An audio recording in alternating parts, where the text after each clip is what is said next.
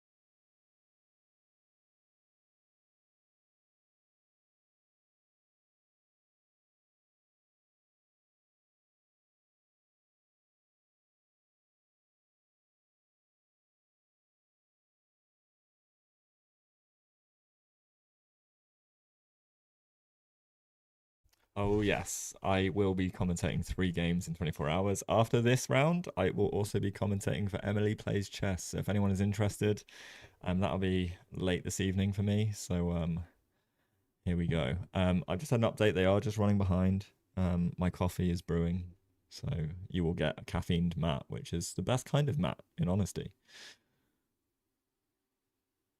Lots of commentary today. Yeah. I'm the trial run for the DGT, Oak. Ah, Oak, you're doing commentary tomorrow. I want to tune in for that. I don't think I've been in your channel actually, which is horrendous. I don't even know if I knew that you streamed. In which case, I need to fix that ASAP.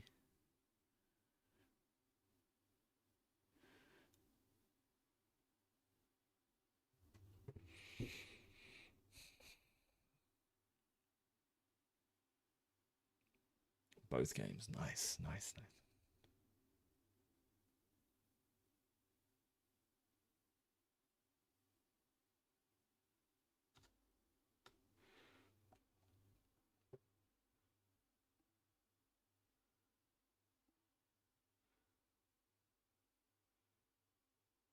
And also, Oak, I've just dropped you a follow. Let's go. This is huge. Score so far 0 out of 1. Unfortunate game, Duck Gang. This morning, I think Pietro played really well, but time was the essence of the problem.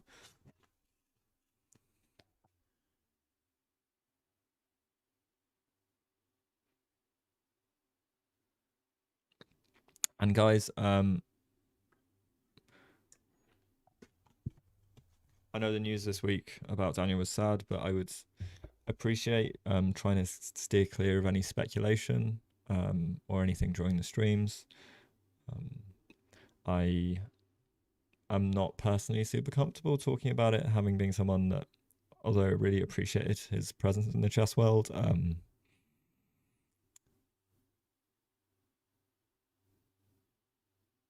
I don't like covering it publicly. And I've got similar events that have happened in my life, so it's a little bit triggering as well. So yeah, I'd really appreciate keeping the Daniel speculation. Any compliments or anything about him being great and all of that, I fully appreciate. Bring that on, but any speculation and everything, I'd say keep to a minimum if you can, please.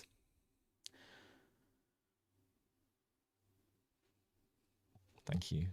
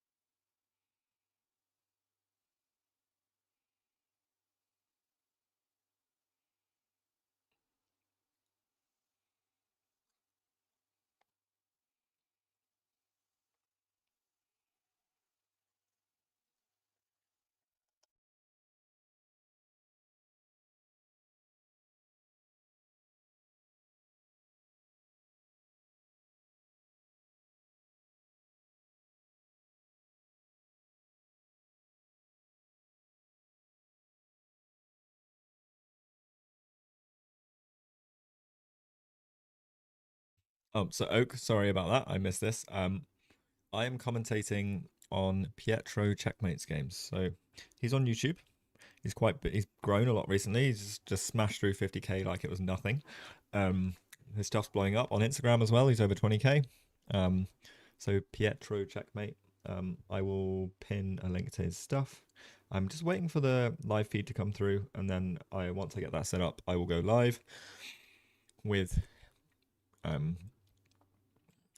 video. Or maybe I can go live. I will just turn off the video quickly. So okay, window capture 6 is my video. Okay, great. I'll take this out so I can get that going. Awesome.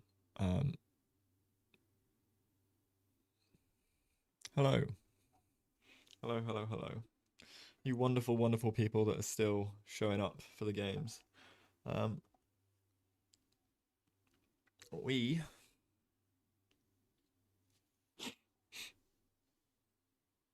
are live. We are waiting.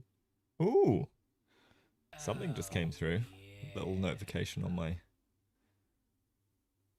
channel. Oh, Mike. Hello. Mike is whose username I just cannot pronounce because it's Dutch. Are you playing, by the way, Mike? Are you playing in the Amsterdam Open at the moment? Mike is a wonderful person. No. Stop saying hello to yourself, Mike. And nice to see you back, Jenny and Oak. Thanks, guys, for dropping in. I wish we could like connect chats so chats from both platforms could talk to each other. That would be epic, but unfortunately, not today. No, but you'll be visiting on Sunday. Oh, amazing. I'll be doing commentary on Sunday, so I probably won't see you on camera because the camera feed is like looking out the window. But yeah, if you see Pietro, say hi. I'll be commentating from his games, and obviously Joel's hanging around. Exciting times. Very exciting times. Hello, who's or Huck Uza Tuna. Hakuza Tuna? Is that how you say it? You like the Chess Dojo hat? Thank you. We're rolling this out in Dojo, so you will soon actually be able to purchase. I'm just I made this before we left for Maya, and I need to put it on the Dojo store. So yeah, if you like this, then I can soon to be in an online store anywhere anywhere near you in the world. Okay, guys, it's been a morning. I've been up since 6 a.m., which has been early for me because I've been nocturnal working with teams in the US at the moment. I'm in the UK, so the hours have not been great for me. And I've been trying to reset. And then this morning was like the first step of that reset. And I booked in a meeting at 7, so I got up at 6, did some bits in preparation for that, made sure I had everything in line. And then someone didn't show up, which is so devastating. I take my work stuff seriously. The problem is like with the work, like this kind of meeting is like kind of feels more casual. I get it, but I take all of my work quite seriously. And I think this person may also think I'm not taking it so seriously, but I like some separate, like I like to set, and because we're like on a like friendly basis, yeah, I don't think they've seen that side of me. So we'll see if we book that in properly and all that jazz.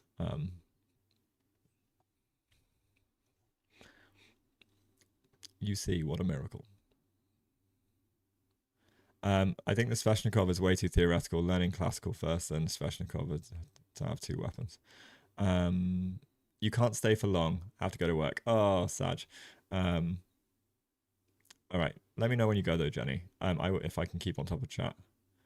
Both chats on screen though is nice. Yeah, it's handy because then you guys can see at least, and I can. What I will do is I can extend the chat while we don't have. While we don't have the board. Ooh. And thank you for the follow. I can't see. How do I add activity feed to the move to grid? There we go. I have activity feed now. Horzano, thank you so much. I really do appreciate it. I try my best, so I appreciate when everyone does want to follow, pop in again. We've got more commentary to come, so if you do want to see me commentate Pietro's games or play chess, or do my chess and study, then yeah, drop me a follow on Twitch. YouTube, I don't really stream on or anything, but I will be playing in the European Small Nations for my country's first team next month. So I'll be doing some recaps and they will be going to YouTube, which is awesome. Awesome, awesome, awesome. So yeah. You're going to Taiwan tomorrow. Oh, nice, Duck Gang. I've never been. I've heard amazing things. It's a big trek for me. He reads by seeing. Yeah, that's funny. I do see. I love that Pietro's on my account and I'm on his account. This is so funny. Oh, this is so funny. I'm actually gonna look over Joel's game while I'm here to see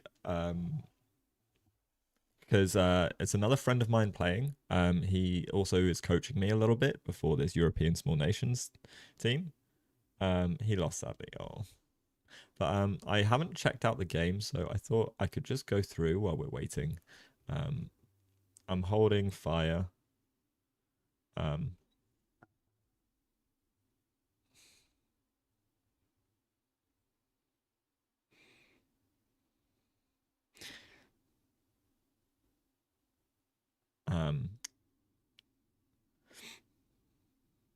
We're keeping everyone entertained.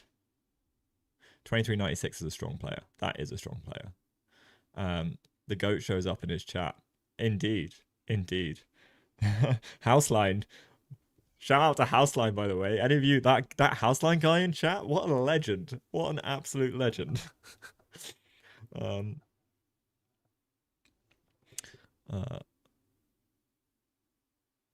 He played really well. I guess in the end he just got tired. Yeah, I mean he is playing against an IM, you know.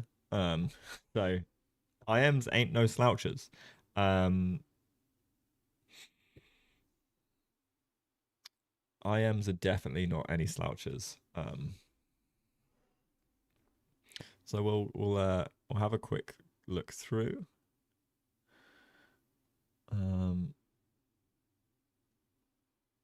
Okay, we get a Roy Lopez.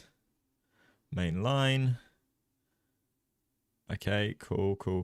All normal stuff. A4 stopping B5 plans. Queen C8, knight A3 for knight C4, I guess. Oh, and B5. Okay. Knight comes back. We get a really nice placement of our knight. And this was the error. Interesting. Or not an error, but we were doing well. So this is interesting. We're meant to give up the light squared bishop, which is maybe a little bit tricky. But in any case, Joel's doing really nicely in the opening here. Oh, and this knight is not doing so nicely. Bishop G5, huh?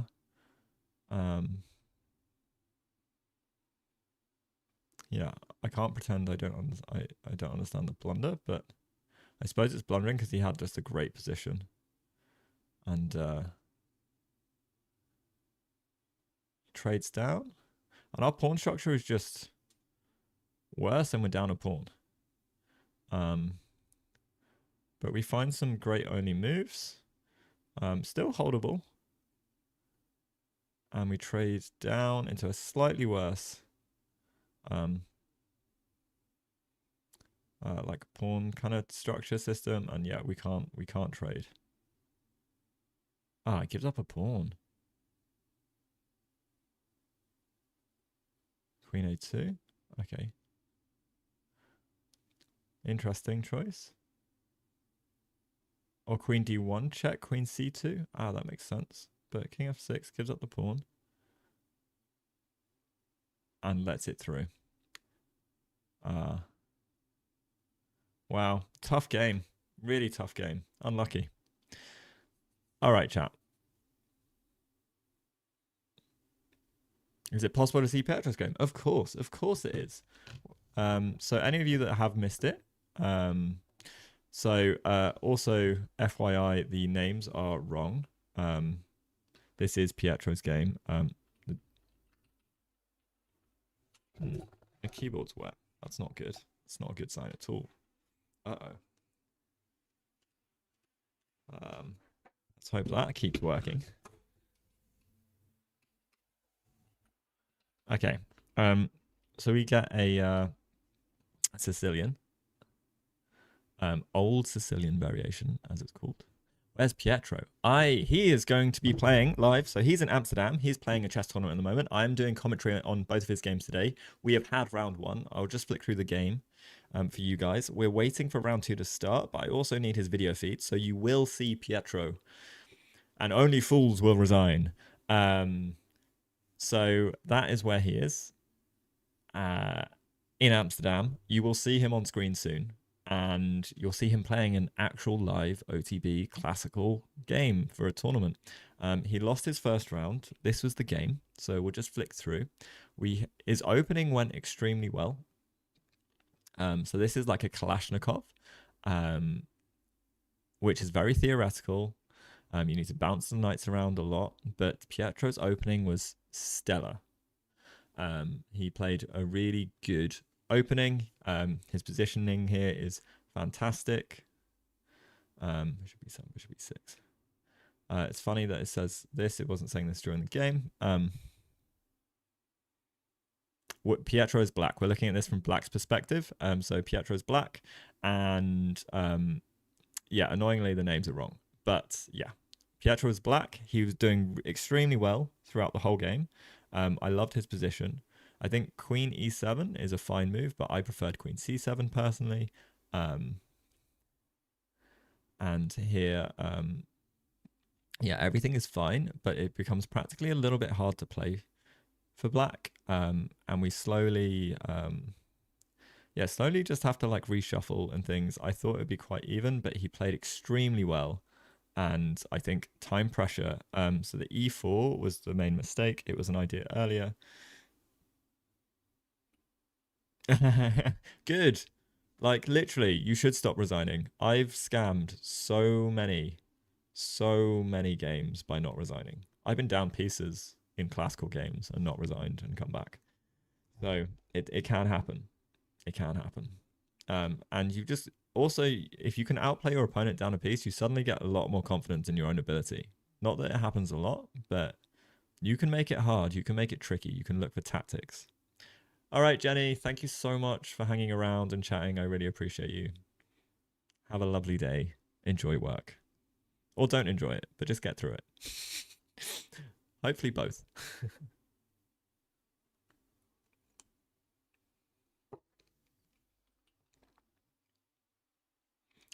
Pietro will be white, so the way it works in tournaments is you will alternate colors. You might be unlucky and get a 1 double round of the same color. Or lucky, it depends how you look at it. I love getting a double black because I'm a much better player as black. Anytime.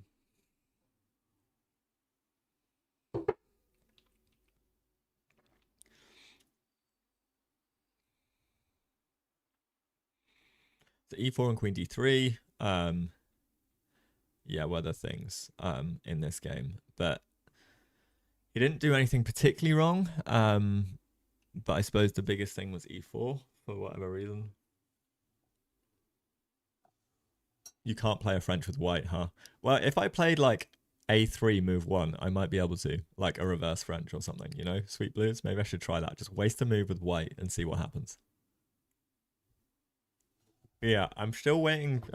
They're delayed. I don't know why. I'm messaging Pietro now.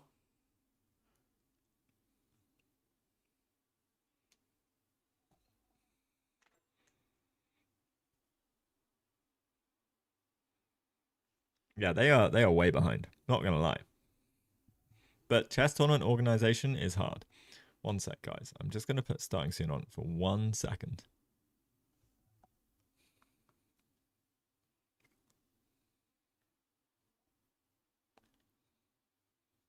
I am still here. I just had something like really annoying stuck in my teeth, and I didn't want you to see me trying to like yank it out because that would be just disgusting. And I think you would appreciate that. I thought you might appreciate that. Maybe you didn't need the information, but just to let you know, like just some chat reassurance. I'm still here and just doing disgusting things. Okay. Okay. We back. We're here. I appreciate your discretion. I'm glad. I'm glad you appreciate it. Uh, why so late? Yeah, this is very late. Especially okay, we still no. Maybe they're setting up the DGT boards can be a nightmare to set up as well. So we'll see how that goes. Oh, oh. Okay, send me a photo, but I can't. Oh no, I don't know how I did that. Oh no, that was a while ago. Hmm. Well, at least I don't know. At least we got his other game to work through. We got loads of other games we can have a look at too. Oh, it's one of those days. There we go. That's better, right? Hat hair. It's the problem with wearing hats.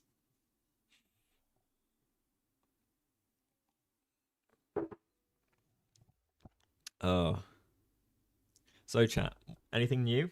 Anything new in your lives? You know? Any advice for me?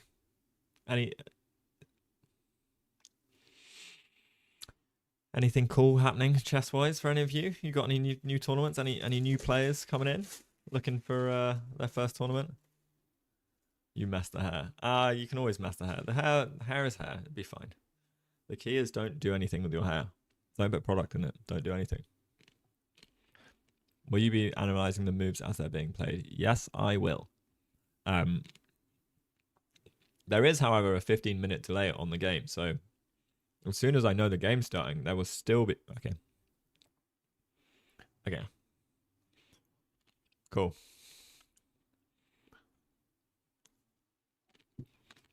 Okay, we have a video feed. At least I think we do.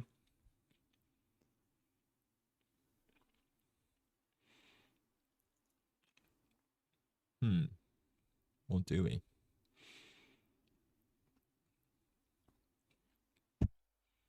We might have to...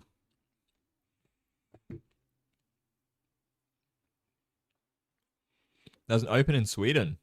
You might play next month. Oh, amazing. I may also be going to a tournament in Sweden later this year. Undecided. Still undecided.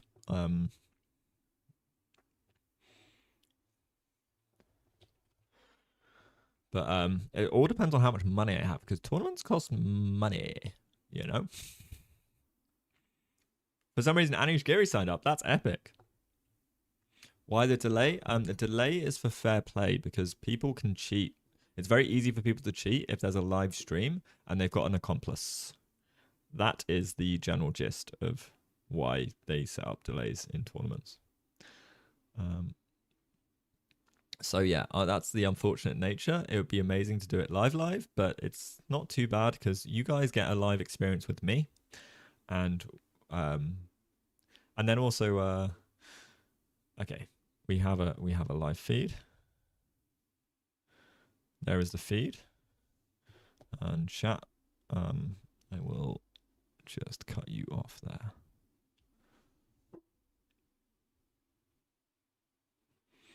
Beautiful. BEA beautiful. Ooh, let's not scroll down. So yeah, it's gonna be a little while by the looks of it. He's just sat there on his own, waiting for his opponent. Those tables are kind of tiny, not gonna lie. It doesn't give you any elbow space to, like, you know, lock in. I'd love to get my elbows on a table, you know. How much is the registration fee? Oh, I don't know. Oh, well, there's his opponent. So we're gonna have to wait 15 minutes after this, by the way. His opponent's a young dude. A young-ish dude. I mean, like an our age kind of dude. Actually, Pietro's probably still a lot younger than me as well. Fudge. Where did I get that feed? Huh, magic. I'm the only one that has access to this feed. All right. So, unfortunately, guys, I've got to pause it there. Because the moves cannot be broadcast until the 15-minute delay is in. And I'm also going to give us a bigger view of our guy here. Because he's a little bit cut off, and I don't want that. I want you to get a full board vision of the man, the myth, the legend that is Pietro Checkmate. We'll cut up here. Give him more headroom. How's that look? How's that look, guys? Does he look great? Can you tell him he looks great? Maybe after the stream. Magic, really. I know it still exists, guys. It still exists. People thought it was extinct, but magic is a thing. I promise you. What's my rating? I'm 1770 FIDE, and I'm just under 2100 Chess.com. So me and Pietro are pretty much the same kind of rating, and we're just living the dream. We're just living the dream, you know, playing chess. I'm a COVID chess person, as is Pietro, I think. So yeah, we're on a very similar trajectory, which is awesome. Now we can try and see if the round 2 event games are up. No, they are not. So oh, well,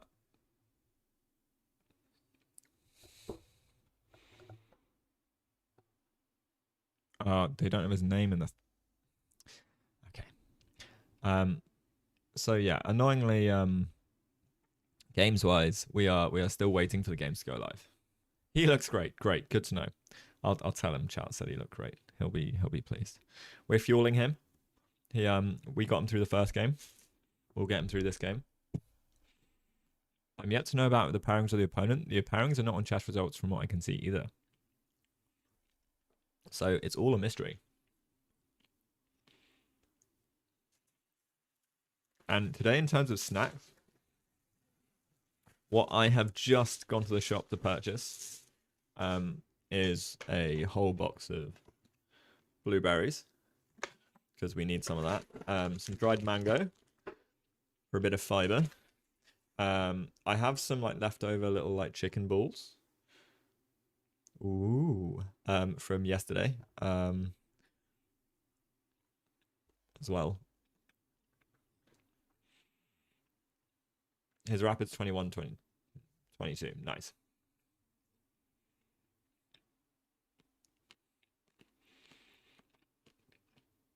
Although I do know Pietro did just tank it into 1900s recently. I feel that. I've also done the same. You hate blueberries. They're one of the best things. I love them so much.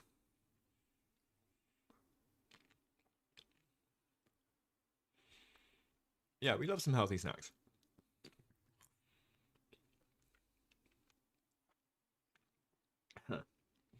Yeah, I need it to get through today because it's gonna be a long, long, long, long day.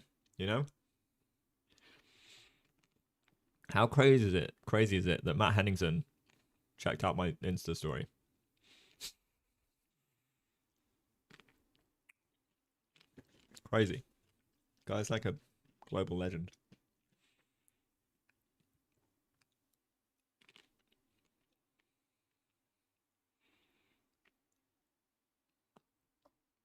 The guy is a legend. Henningsen.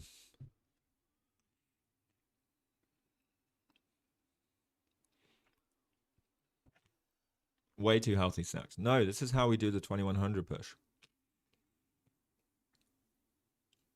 How are you doing, Sweet Blues? What is up with people and blueberries? They're like one of the best things in the world. You guys don't have taste. You guys like, I don't buy this.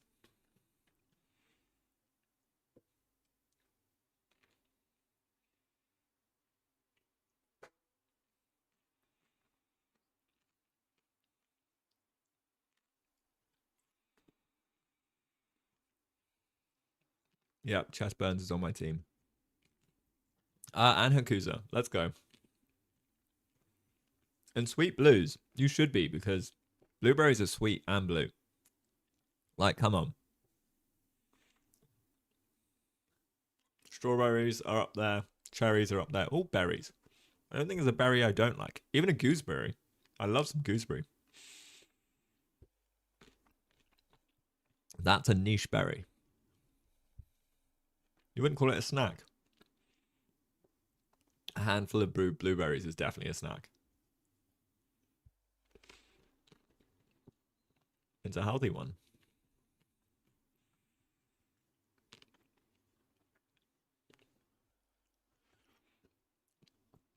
Oh, I see a round 2. There we go. All right. And they've... No, they haven't even named it. I don't see his games. I might need some investigation as to what board Pietro's on. Because last time the names were wrong. And it could well be that the names are wrong this time as well. Which is killer. Is the footage lagging? The footage is paused. The footage is paused. I've got to wait. So we've still got like a good 10 minutes before we can start. What is his name this time? That's what I need to find out. But the problem is all the starting positions, none of the games have started on Chess.com. So we've got to figure out who he has been named. As this time. Last time he was a German dude. Which is kind of interesting. I think he was Oleg. No, he was Rick. Was he Oleg and Rick? Was this the game? Nope, that didn't get. I know, so that's... I need to look at the round 1 games for this. So he was Otto. He was Otto. So he could be Otto this time round, maybe.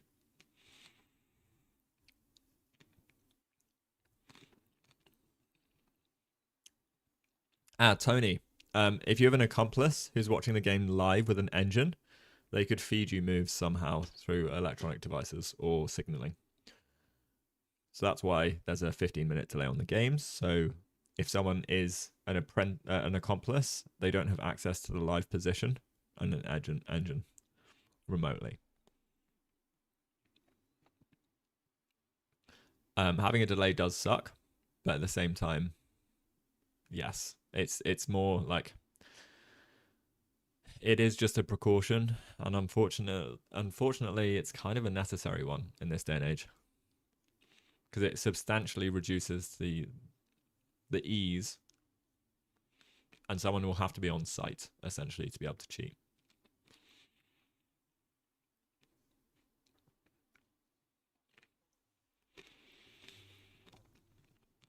Okay, so we've got to guess who's what alias we're playing under this time.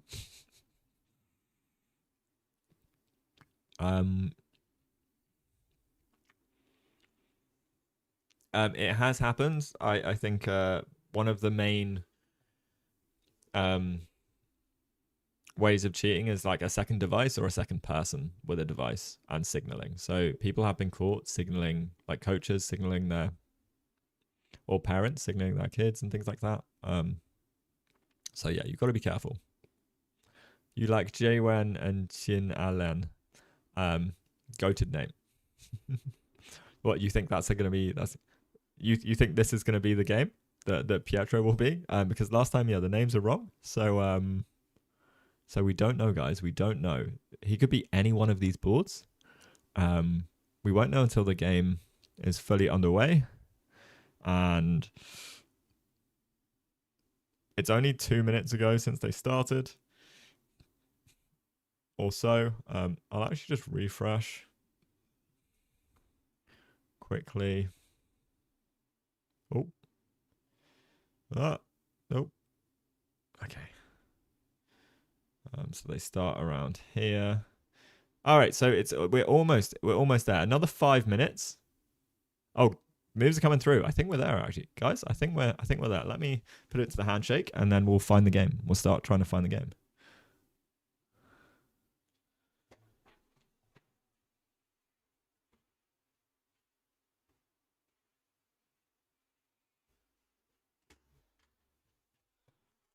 ha. All right. Place your bets. Yeah. Which name? Although there's white one, black one coming up on the DDTs, which I also think is incorrect. Okay, I don't know what's going on. I think they've got some tech issues for sure. Yeah, because yeah, no. Okay. I don't know what's going on with these boards, man. I don't know. We'll see.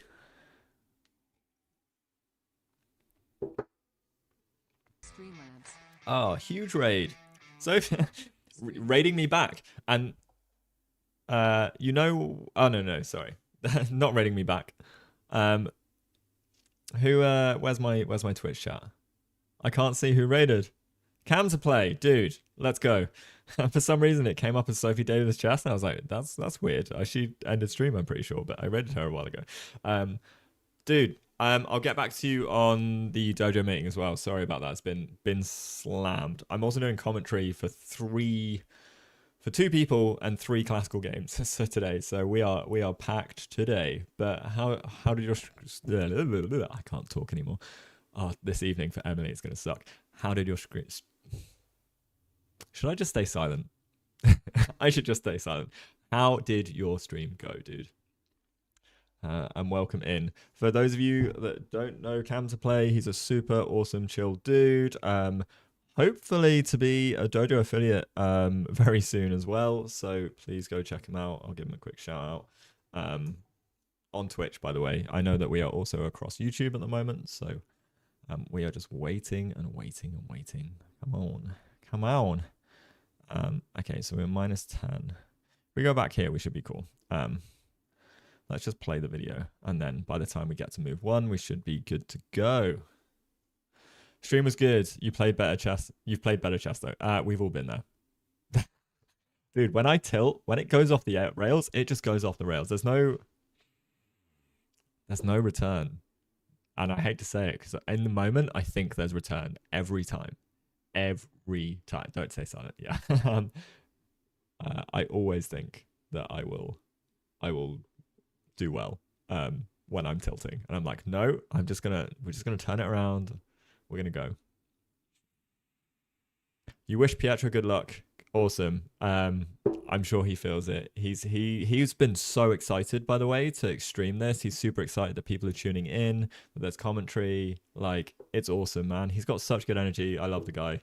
And we've only just we've had like a few calls. I helped him set up, but he's like my vibe kind of guy, and like I cannot wait to go and play in a tournament. Near him or with him, we might cross paths in future tournaments as well. So that would be super cool. But yeah, man, he's a cool dude. We don't actually know the opponents or pairings today. I don't know why I went so like fake posh British that an American would do just then, because I don't need to. I can just sound posh British. But yeah, I'm hoping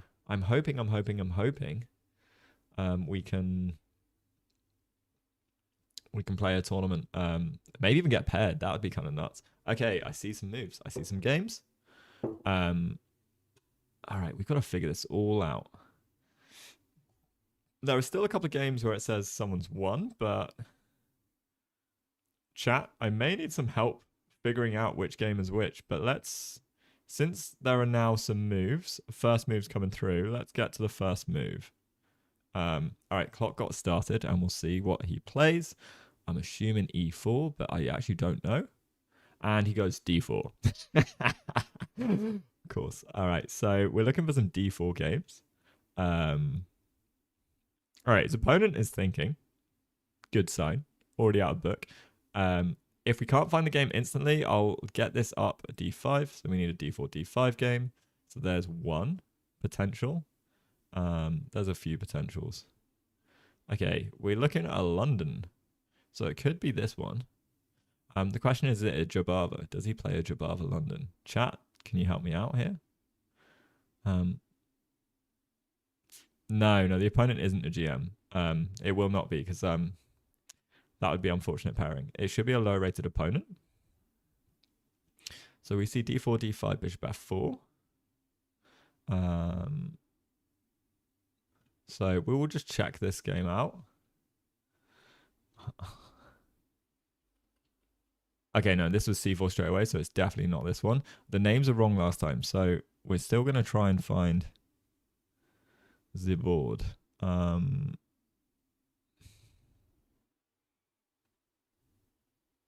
It might be this one because the names are wrong and it said the game ended. So we'll see if this one updates.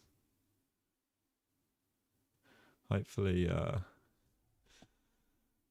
hopefully it's this one. I'm going to keep a tab on this game. And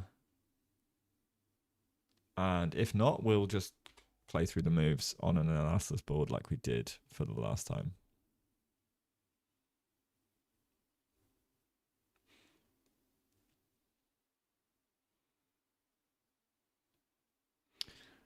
Yeah, it is annoying that the games are not updating as they should.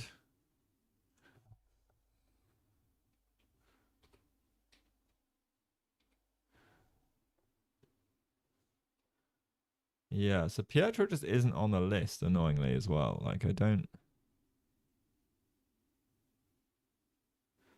unless they literally have, like, put his name in wrong or something. Like, I don't see him on here at all. Which is a really weird thing. So, I think this is the game, guys.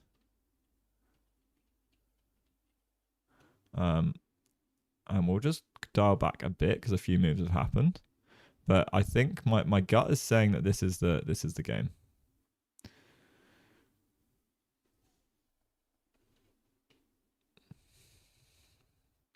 Yes, this is. Great. Okay. So we see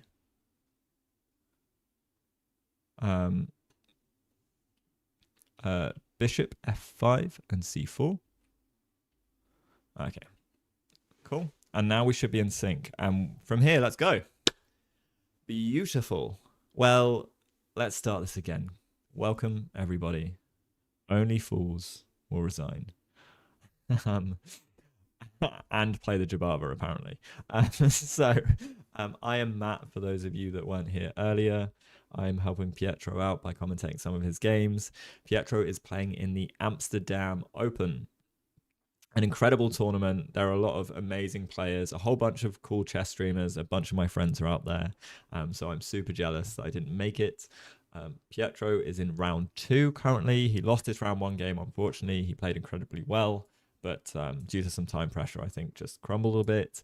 But this round, he is playing... actually, I don't know because the names are wrong. So we will figure this out. If anyone has access to the Amsterdam Open pairing database, wherever that is lying around, please pop that in. I can try and pin it in chat for you. I am Matt. I am about the same rating as Pietro. I'm 1770 FIDE, just under 2100 rapid on chess.com. So that is what you are getting from me. I will be attempting to fumble my way through the positions and give you enlightenment on what Pietro may be thinking during the positions and during the game. Hey, it's not going to be perfect. It may or may not be right or wrong, but it gives you a sense of how chess players think, especially because we're of a similar level. I'm sure I will see similar ideas. We might have very different playing styles as well, so it should be fun. Right. And on that note, c4 played, so this signifies a Jabava London. We don't get this like a super solid pawn triangle. We're looking for knight c3, knight b5 ideas, attacking c7. Part of the whole point of bishop to f4 early in the game here is to put pressure on c7. Combine it with c4, knight c3, e3, knight b5, we start trying to create some tactics and things like that. So the Jabava is quite an aggressive game to be playing as white, and I love to see it. That said, annoying. London. No one, like, London setups, man. Pietro, I thought we talked about this. What? Him not playing the Jababa? What did you talk about with Pietro?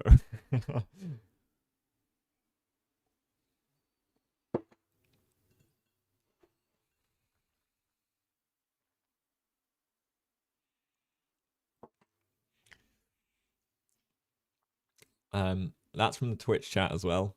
Jay hanging around in Twitch. Shout out to Jay. Jay, don't you play the Jababa? Oh, do you just play the full-fledged London? Jay doesn't play the Jababa. He just plays a London. So his opponent also just creating a very solid setup. He's got his bishop outside of the chain, out the side of the pawn chain, so he's decided to push e6. He's supporting d5. And just generally deciding what he wants to do. We definitely want to decide how we want to develop our knight. Either of them, whether it's knight c3, knight d2, or knight to f3. Bishop d3 seems like a normal move that you'd want to make, but the benefit of how black has played is that we take away this lovely active square and attacking square from the bishop.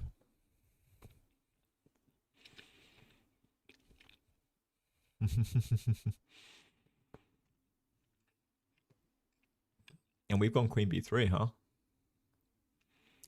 Okay. Well, we're going to need to either hope that the DGT...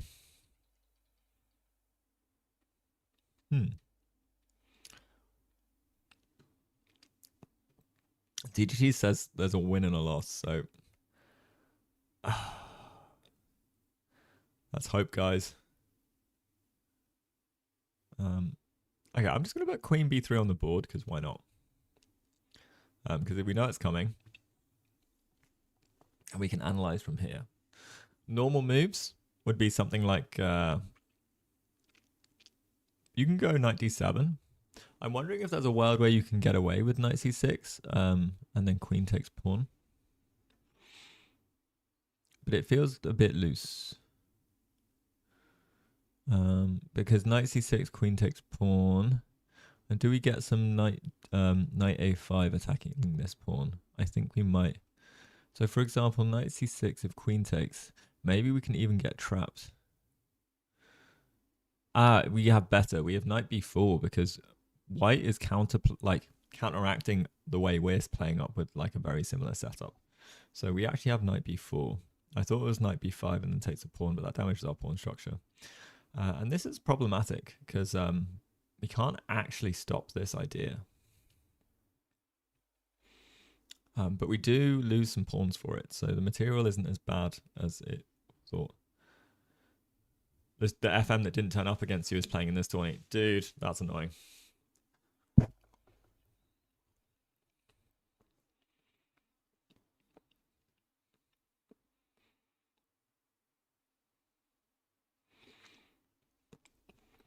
So queen b3 is interesting.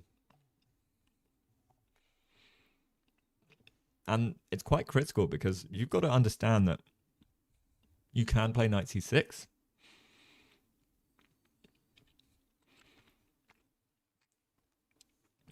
But this feels like some prep. Like, it feels like I want to kill my lower rated opponent. So I'm going to play like a demon. No, because there is a fork on c2. Exactly.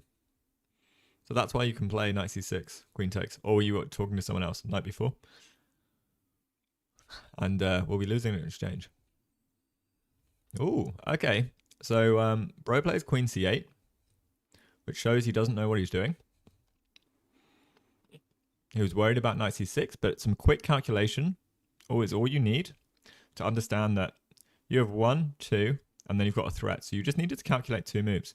But I think what he did was, oh no, my pawn, stop calculation. Boom. Really annoying move to deal with.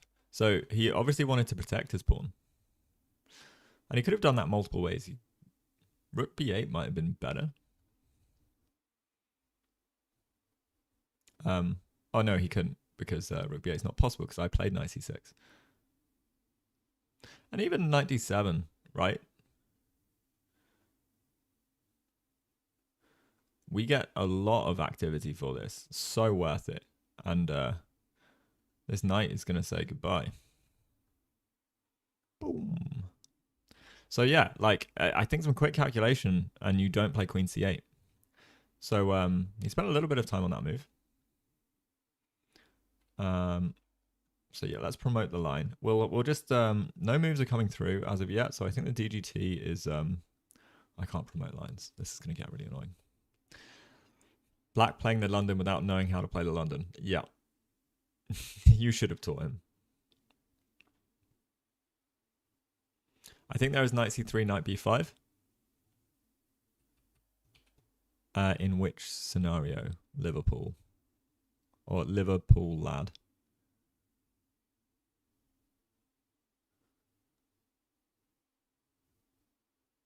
He's number 53 in his carriage in his category. Cool. Cool.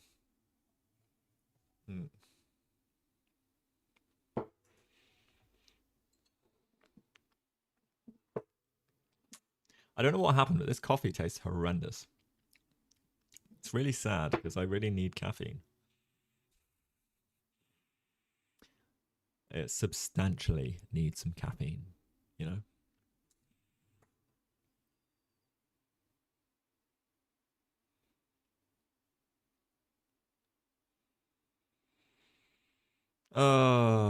Yeah. This is going to be a day, guys. I'm so happy that I get to commentate chess for a whole day. Like a whole day. Ah.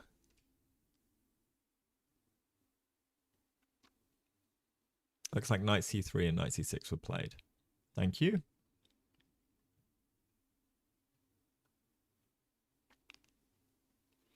Yeah, I forgot the board isn't updating. Great. Don't you just love to see it? I'm just going to double check that they haven't switched the links over or anything as well. Because it would be nice to have a fully functioning, okay, chessboard.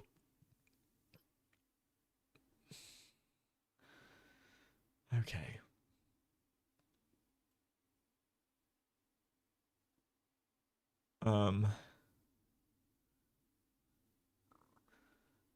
Actor Ruben. Yeah, okay, so they don't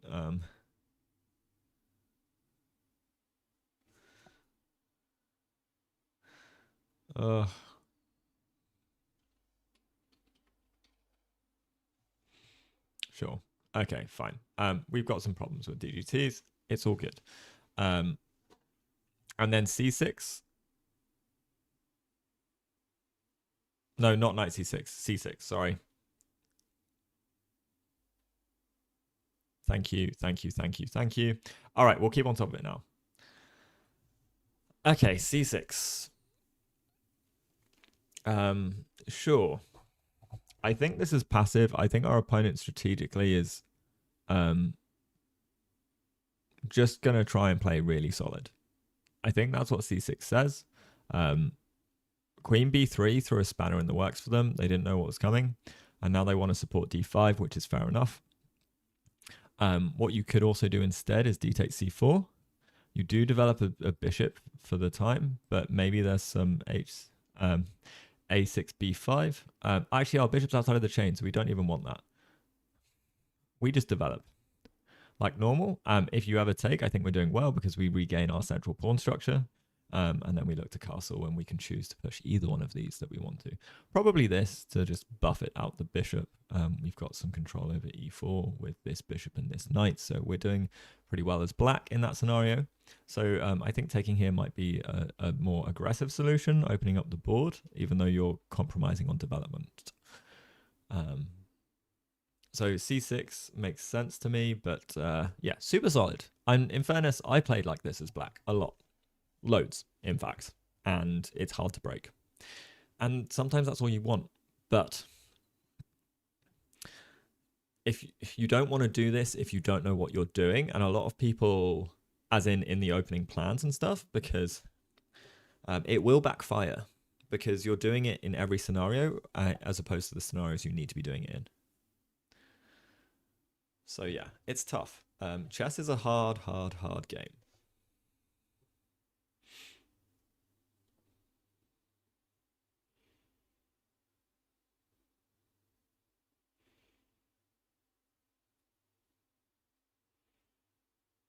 Knight f3 played. Sorry, thank you. And then knight b d7.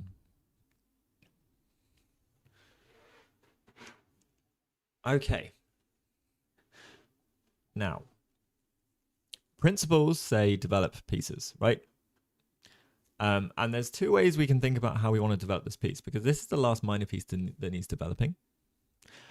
So we either want to bring it to e2, because we cannot bring it to d3 currently, or we want to try and give it a square. So we can think about the development in a couple of ways. We can either say, okay, if you ever take, let's say I just make a random, if you take, I get it with development. There is now b5, but that is also risky for black because of how you're weakening your structure. So black's probably not going to be doing that. But then there's also, we can go bishop e2 if we don't want to waste a move. And then if takes, we do end up wasting moves. So that is something that black will be waiting for because they want to waste our time. Looks like Pietro might win. It is early days. It is very early days, so we don't know what this guy's middle game's like. His openings might be rubbish. He might be great. I don't know what his rating is either, so we can't underestimate him. Underestimating an opponent and being complacent is the main thing why I suffer in tournaments, because in my last tournament in Maya, I had 3 absolutely winning games that I just ended up drawing because I was complacent and I was chill. And I was like, I've got this. And I made silly moves because I was like, yep, easy. Don't ever do that. I've learnt my lesson the hard way from multiple trials of that, and it's going to happen again because it's a big flaw of mine. Complacency. You always need to have your killer instinct switched on. Maybe rook c1, so in the future, when you take on d5, it'll open up the c file. Exactly. Rook c1, great idea. You always want to replace your rooks on files where they're going to open up. What I would say about that at the moment, though, is that we want to get safe as quickly as possible. So I quite like taking because forcing move. Knight takes d5, kind of annoying. We'll go bishop g3 because we want to keep the bishop and this pressure. And then we can consider where the bishop wants to live. Sorry, guys, I'm yawning because it's been a long day. And it's going to be a really long day. You might do something like this, bishop e2. And then, bishop d3 just blocks a bishop. Bishop e7, castles and castles. And we're doing well. It looks fairly even. And then we can start looking at like maybe the c file. Maybe our plan is to actually change our attack completely. So like knight d2. And then what do we do? Let's say we just make a random move. We can look to like kind of kick things away in the center. These squares are all super important and stuff like that. But in any case, this is not how the game is going to go. But I like taking before I develop the bishop, because otherwise I'm going to develop the bishop and end up taking anyway. And then it's black to move.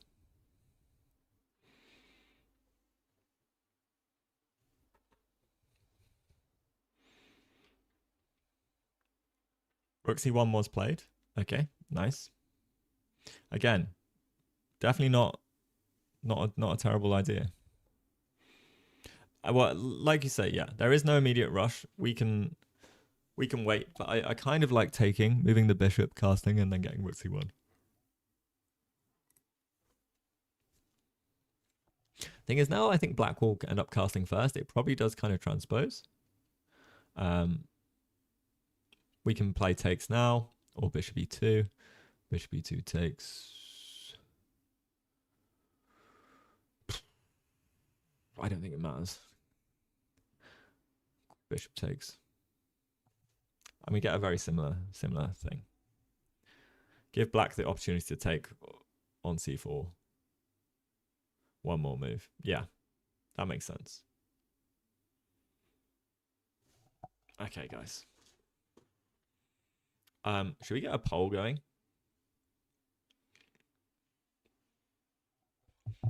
On Instagram. I can't make polls on YouTube for you guys, unfortunately.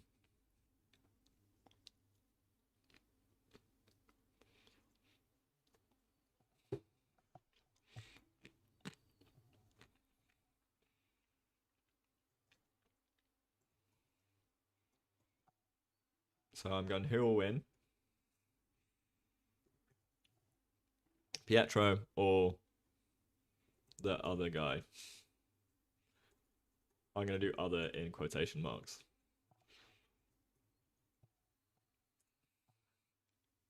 Submission period. You have half an hour, guys.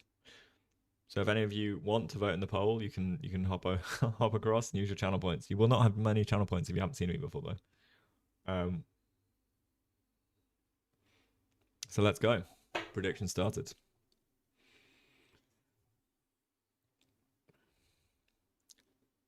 Wow, they are both very still. They are not frozen because I can see some blinking happening, but I'm assuming they both lost their first round game as well, which is always really tough.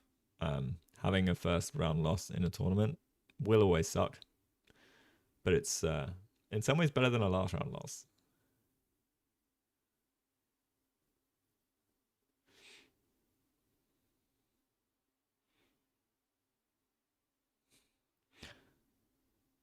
Hello, you're back. So not much has happened outside of the DGT board being malfunctioned, but at least we have a board. We might need to save some of this history in case it decides to never, ever, ever work again.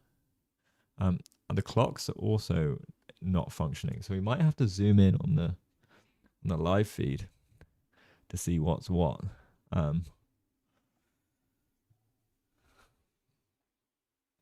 So our opponent's having a little think here. I think bishop e7 is a very clear move to make. Oh, amazing. Thank you so much for following. I appreciate it so much. Nico, let's go. Huge plays, Nico. We don't have any music on today because we are streaming to YouTube. Oh yeah, so you just get the slow radio DJ voice. Late night DJ. Working on your radio FM for Twitch. Let's go. You're Liverpool lad. Ah, nice one, Nico. And also, thank you for following. I appreciate that. I'm assuming you're from Liverpool. So I don't know what clocked me onto that, but I just have a feeling you might be Liverpudlian. Liverpool, the Liverpudlian accent, despite, well, maybe it isn't complete, but I love a Scouse accent. Don't know what it is. It's great. You just support Liverpool. I still love a Scouse accent either way. I've been berated for that hot take. Will there be a third round today? No, but I will be commentating another classical chess game by the one and only Emily Plays Chess. So if you are not chessed out by the time Pietro finishes, I have another chess game to commentate at 10:30 p.m. tonight, my time, 11:30 p.m. CET, and like 6:30 p.m. in one of the American time zones.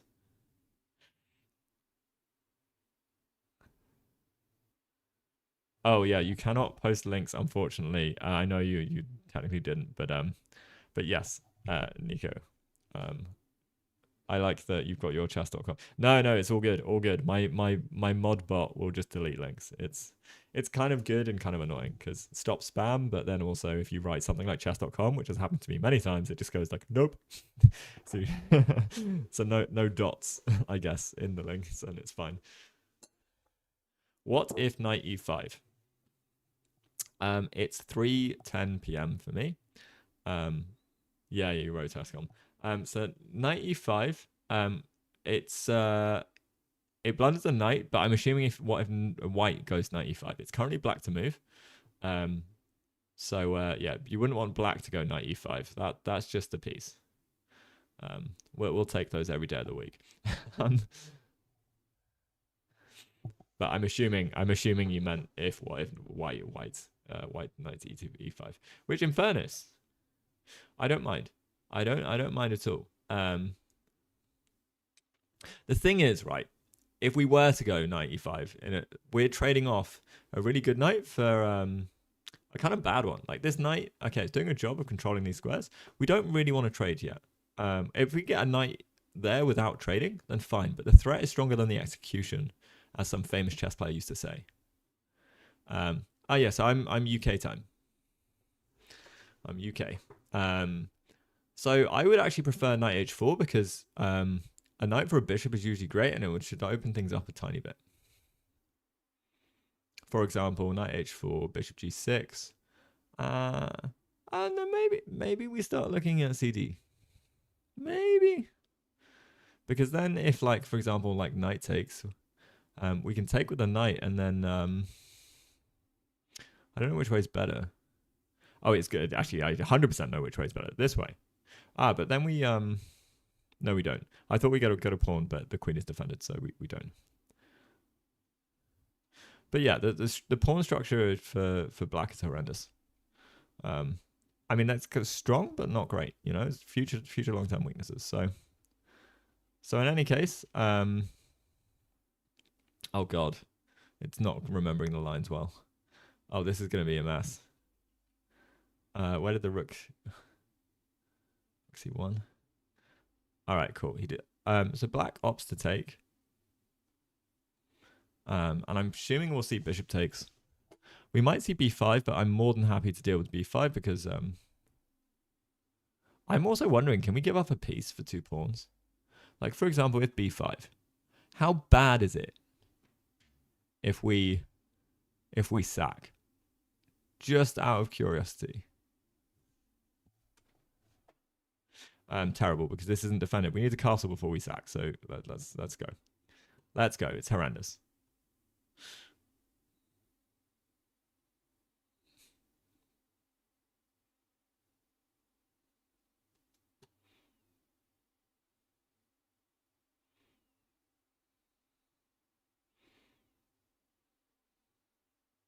I'm not up to 70 years.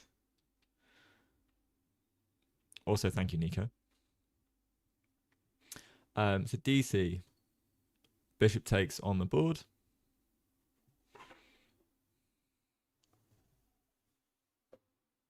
And what next? So the question is you should probably just go bishop e7 and castles. Like, don't do any stupid stuff until you are safe. General rule of thumb in chess. You're younger than 120. Oh, me too. We've got so much in common. So yeah, like b5 is like boom. I mean, I would prefer like a5, but then a4 comes stopping b5. So yeah, b5 feels like you could make a move easily. Something like that.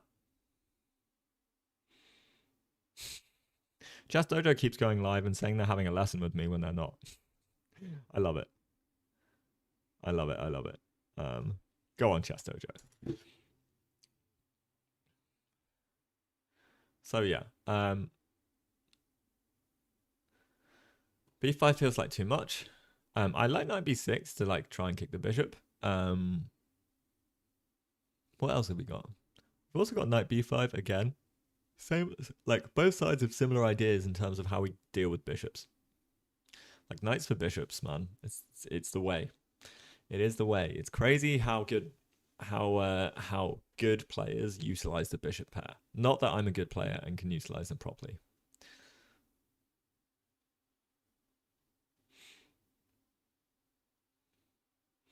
Maybe sometime you'll finally learn your lesson. Wait, what lesson have I learned? You talking to me? You talking to me? What lesson? I've learned many lessons. Chess is very humbling, guys. I should tell you that. All right, we've got 1.5k channel points on Pietro, by the way, guys. So if you want to vote, you've only got, I don't know, 20 more minutes to vote or something like that.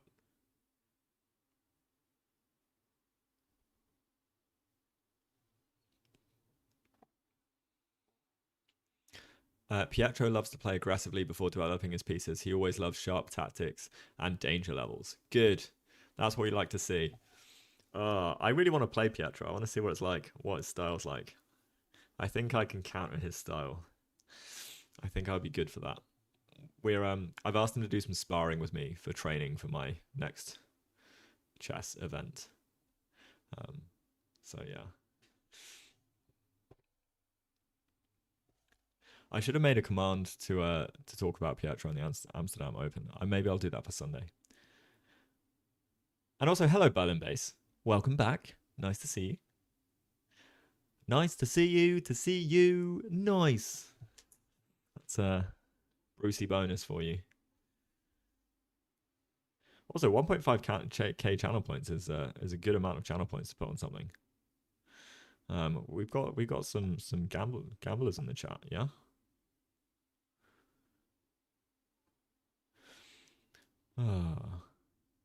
Okay, so Pietro's made the power move of getting up from the board, and going for a stroll, stretching his legs. You should do that. You should always do that. He even sometimes plays the King's Gambit. Oh my god, yes. All right, I definitely need to spar with Pietro. I need some of this aggression in my life. Some of this chess aggression.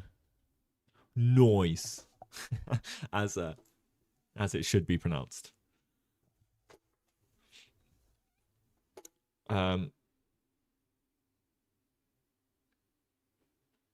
Oh, really?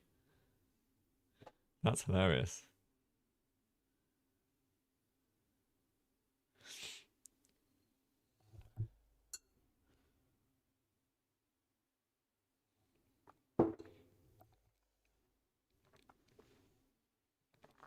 I don't know. I wouldn't put it past the Scandinavian countries. They are on it with like things that are healthy.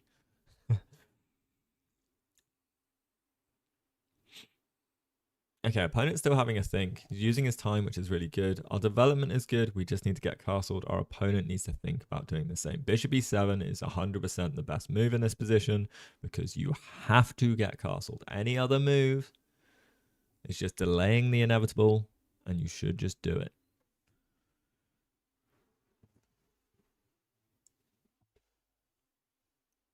And as black, if you get castled before white, then nice. Good job.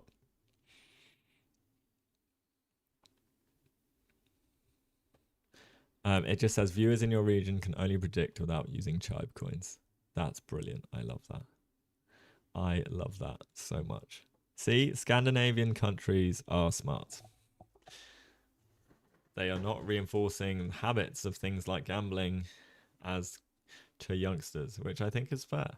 Although I do think if there's an age restriction, if you are above 18, then fine. Let people do it. But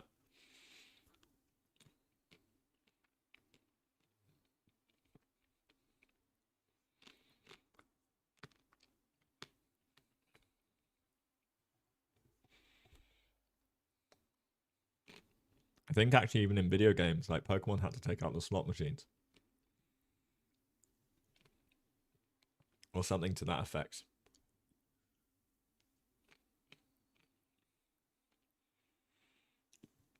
What is my best opening for white?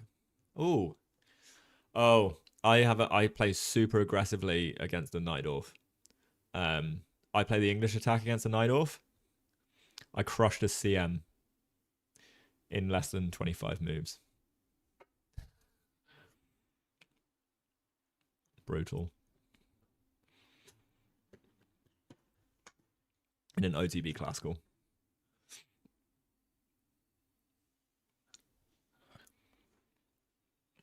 I will sacrifice. Really sharp lines. Really sharp lines. Good preparation on my part. Good play when I got out of book as well. Just having understanding of ideas. That's probably one of my better openings. For sure. Oh, knight h5. Knight h... Interesting. So instead of bishop e7, he goes knight h5. Do you really think that's a mistake? I mean, I think bishop e7 is superior by all means, but this is an idea in the position.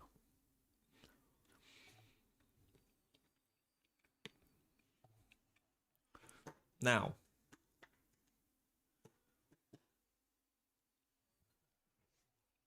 something like bishop g5 feels very normal.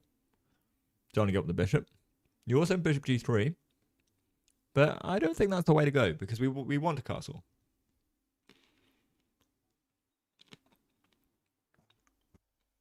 Sorry, there might be a bit of delay.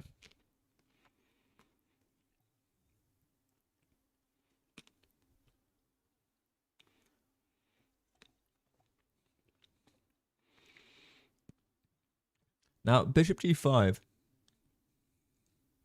h6, like, for example,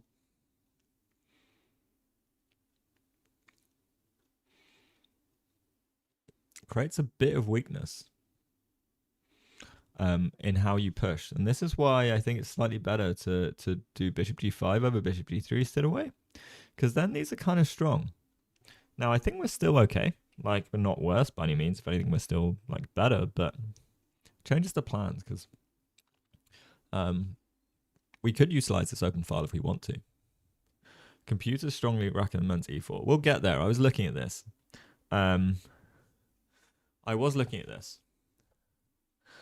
Now, e4 is interesting because we will demolish the center potentially. And I know he's just played bishop e5. We'll get there. So we'll just put it on the board for a second. E4, knight takes. We allow knight takes check. We go king f1. Knight comes back f4, say. And we take. Knight takes. And we just start destroying. So this is why e4 was strong. This is a hard thing to calculate, so more time maybe should have been spent here. Instead of considering danger levels, we were like, we don't want knight for bishop, but we might want to contribute to creating some kind of weakness, which is fair enough. Oof, that would be brutal. So this is probably an idea that's on Pietro's mind, is like if f6, we have bishop takes e6, which is a really, really brilliant move. We are just going to come in with a huge development. And this is also why knight h5 is probably not a great idea for black, because you need to get castled. Basic principles of chess, guys.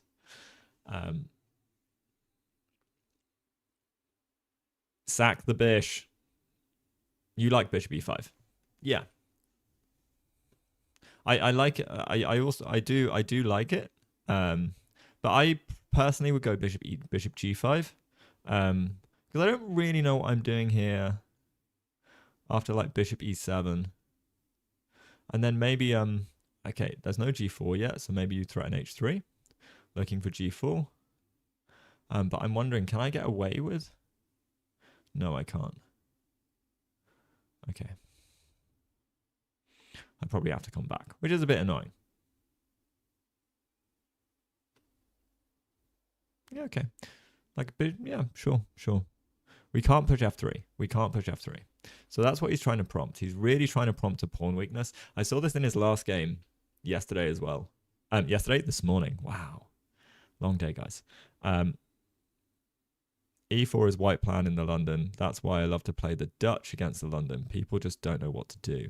That's smart. That is smart. Yeah, the knight is very passive on d7. So maybe even after bishop so knight h5, bishop e5, maybe we go knight. Okay, no, we don't, because we just get g forward. Come on, Matt. You can do better. Yeah.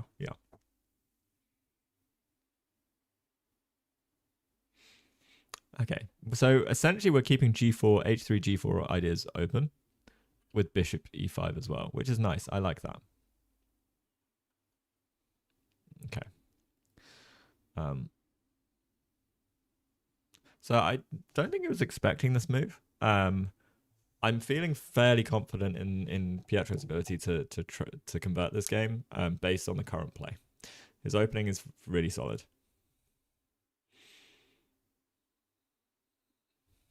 Isn't the Dutch like a f5, f5 g6 kind of setups, right? Or am I wrong? Because f5 supports e4. So in Dutch, usually that you have like e6 f5, or is it f5 g6? I can't remember. But like maybe f5 e6, you support this this e4 square. So if so, white can never really break with e4 the way that they want to when they're in the London. All I know is that there's f5 involved. I can't remember what other pawns need to. f5 e6. There we go. There are different setups. Cool. Thank you, Sweet Blues.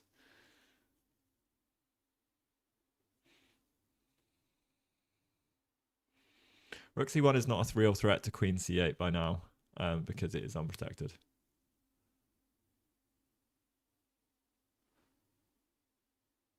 Yes. Yeah. That is also a good observation there because, well, Rook c1 was never a real threat in that regard because it was all unprotected. Oh, guys, this is really annoying. There we go. Oh, and then here we went here. Wow, this is I hope they fix the DGT really soon. This is just premature. And I can't promote the lines either, annoyingly, in this. So this. Oh, hang on. Have they fixed the board? Have they fixed the board? What are the names? Actor.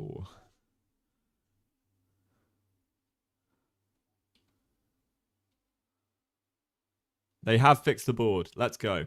All right. Thank goodness.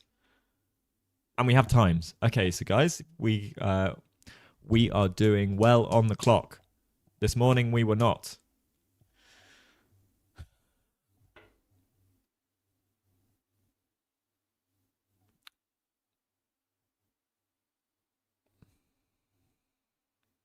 Yeah, I do like Rook c1 because we can castle at any point at the point we want to kind of fix this problem. So okay, we are a little bit ahead of the board, but I think that's because they messed up. So bishop e5 has not been played yet. Oh dear, we're a little bit ahead, guys.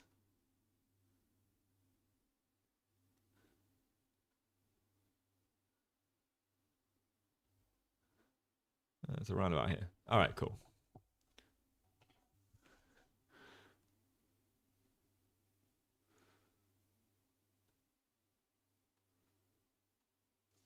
Cool. All right. White might consider king e2. I like that. I do actually like that. There's no light squared bishop on the board to exploit the. What am I saying? Of course, there's a light squared bishop on the board, but you might be able to trade light squared bishops. Although, actually, that's something you just don't want to do. So maybe we need knight h4 first, and then we do what black did to us. It's an ongoing idea that focuses on positional play. You could say the sister of the king's Indian defense and the queen's Indian defense. I think the downside for some people about classical is that you just might not spend sufficient time calculating each move. You don't need to calculate each and every move. I mean, it depends on your style of play and the type of position, but yeah. Oh no, you're saying you might not. Is that you might not spend? You don't. Yeah, I don't think you need to spend every single move calculating, because you should have a great sense of the position. But everyone is very different in how they play and all that kind of stuff.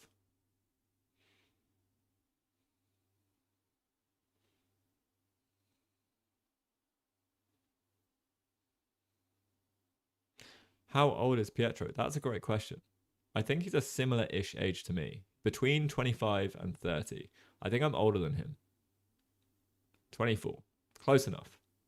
Something to that effect. I think he's like, yeah, maybe 5-6 years younger than me. He's a baby. He's a baby. Sorry, Pietro. I know you're going to watch this back.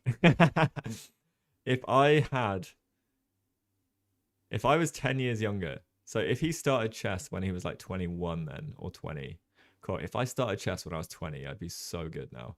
Also, I think my acceleration curve would have been much faster because I started when I was 27. So I think my learning ability was not as on it. So I think my acceleration would have been a lot faster. I think I'd be a lot stronger in the same amount of time if I started when I was younger. That said, I did a lot of cool things. So 0 regrets.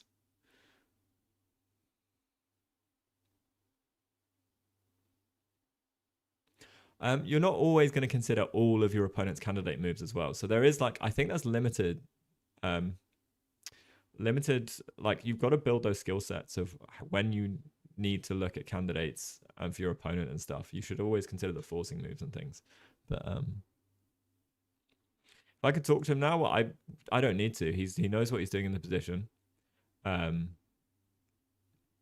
wouldn't bother talking to him right now because he's got it. He's got this in the bag. Like everything in his position is good. His opponent has made a move that is a bit hasty and committal. The move being knight h5, that's very committal. It's not as committal as a pawn move, but it's a big question mark, and also makes things a little bit awkward because like h3 g4, bishop e7 h3, you got to go over knight back. They're undeveloping their pieces. e6 is a hot square. You are so right. Are you encourage him to? I don't think he needs the encouragement. I think he is going to push. That's my thing. Like I just don't think he needs the encouragement. Not during the game. He will push. It's a must. It feels like a must win for him. He started the day with a loss. He really wants a win. The guy's probably a low rated opponent in terms of how the pairings usually work. And he's just gonna play good, solid chess. His pieces are all in active squares. Yeah. You don't wanna mess with his mojo, you know?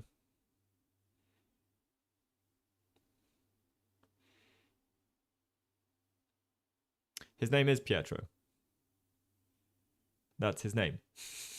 Literally Pietro. Okay, I see. You see the names on the boards. The names are currently wrong on the DGT board. Yeah, it's really annoying.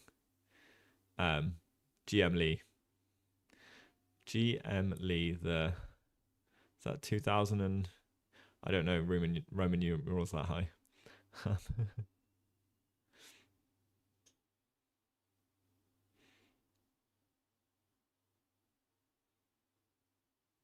2012. There we go. Knight h5 is actually one of the black ideas versus the London. Yeah, it is. I know knight h5 is the idea, but I think he played it too hastily. That's what I was saying. It's too quick to play it. He needed to bishop e7, castles knight h5.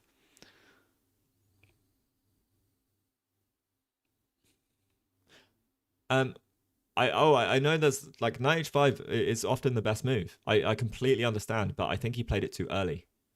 That's my prognosis of this knight h5. So if, for example, bishop here, castles, then if we don't push h3, for example, which I actually believe we should because of knight h5 specifically, like rook here, knight h5 is probably the best move in the position. Okay, outside of I've allowed some pin. So I might like bishop g4 first, because this is annoying to deal with. So you need bishop g4, bishop g2, knight h5. And then best move in the position. 100%. 100 million percent. But knight h5 here, before you castle, no.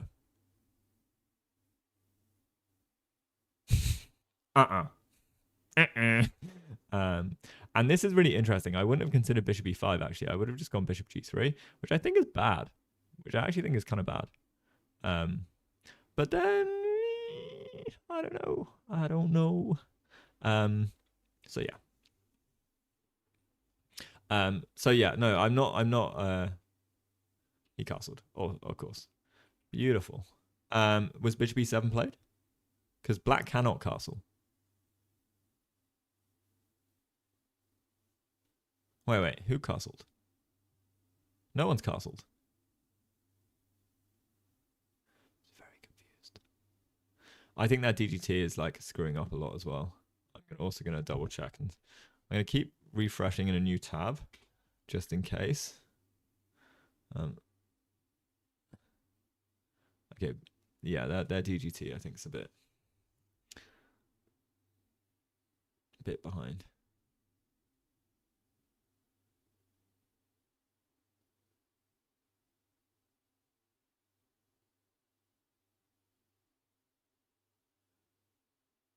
The updated board. This is as far as the board goes for me. It's not updating anymore. I've got knight h5 as the last move.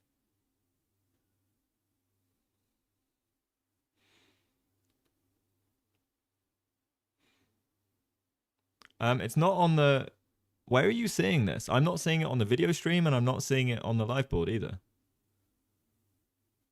There's no knight like on the video on the I'm really confused.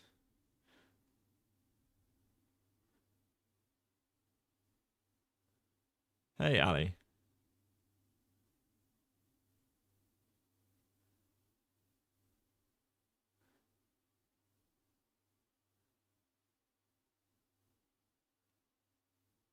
Who did I overlook this time? Oh, thanks, Ali.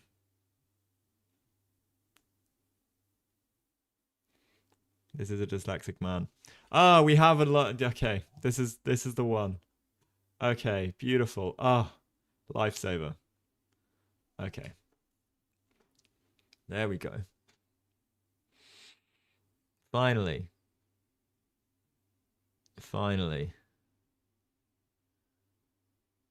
Alrighty.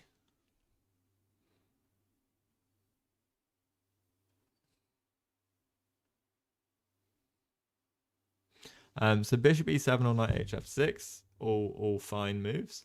I would have gone bishop e7 personally, but I think either are fine in terms of move order. Maybe we have some knight h4 ideas, but castles is completely good. Good moves. And now we should get bishop e7. Finally, you need to play bishop e7 because you want to castle.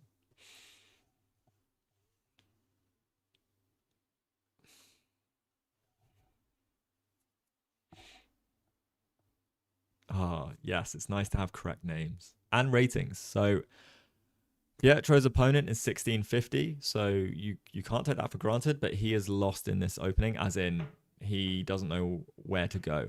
Not so much he's losing or anything like that, but I think strategically some concepts, he understands some positional concepts like knight h5, but when to play them might be a downfall here. So knight h5 came too early. General piece development needs to happen. And we're good. Fide should really give Pietro the time trouble master. Oh, I don't know.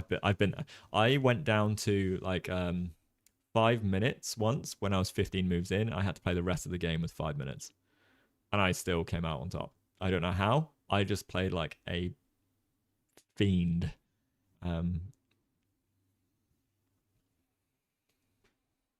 Maybe black thinks about knight g4. I don't think so. I think they were worried about development. So I think knight back because bishop e7. They're worried about like some like h3, g4 maybe ideas. This is a bit loose and weak. Like everything is slowly falling to bits. Maybe it's not, but it feels that way, and it's very easy to feel that way. But anyway, we get knight back castles and bishop e7 as we should. Okay, so we need to see that on the board. So we'll sync up the video.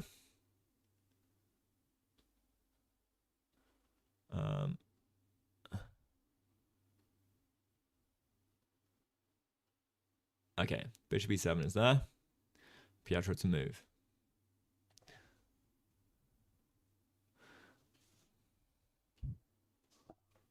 And I'm trying to make sure that the times are kind of synced up as well, but I can't really see.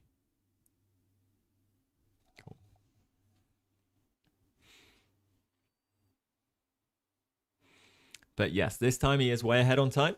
It shows that he is comfortable at the opening. His opponent stepped out of book first, 100 million %. How he's been playing has been really just on point in terms of the themes and ideas. Really clean. It's a clean game so far.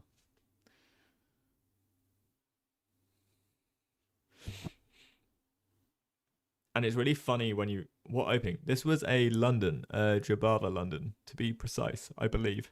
So d4, d5, bishop f4, kind of opening, but then we push c4 and go knight c3, and well, queen b3 came before knight c3. So interesting move orders.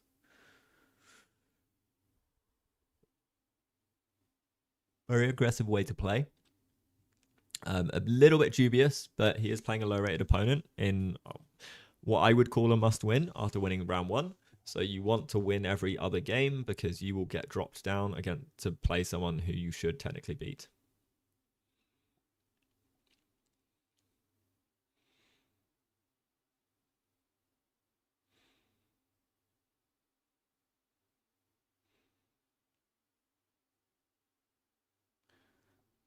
The Jabberwocky London. What is that? The actual name?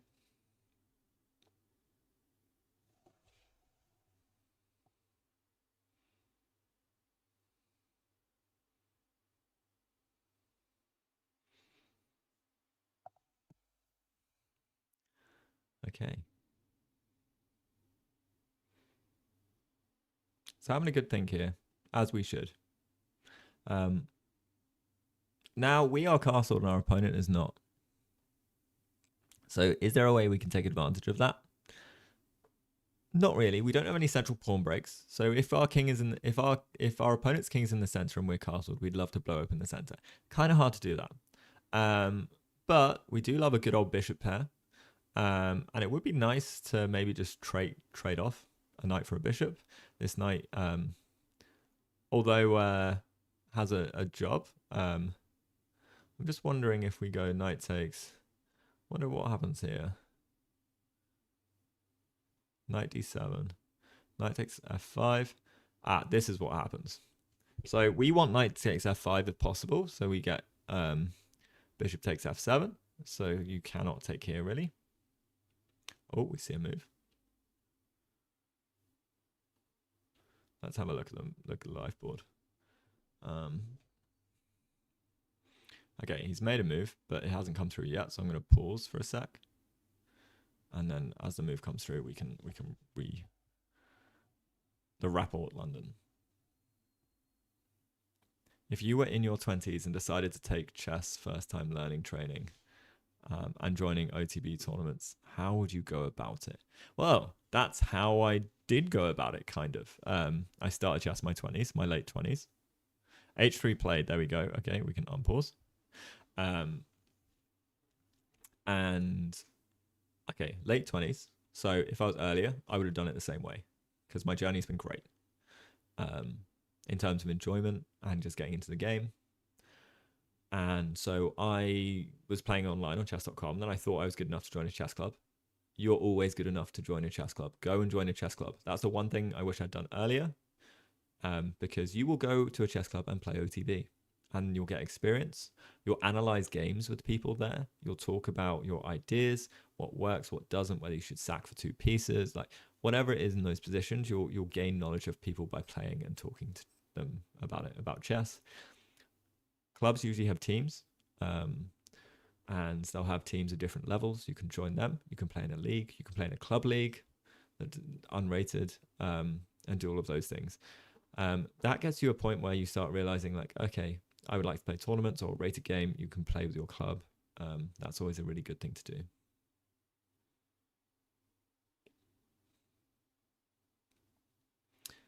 By starting, yeah. So just go to a chess club.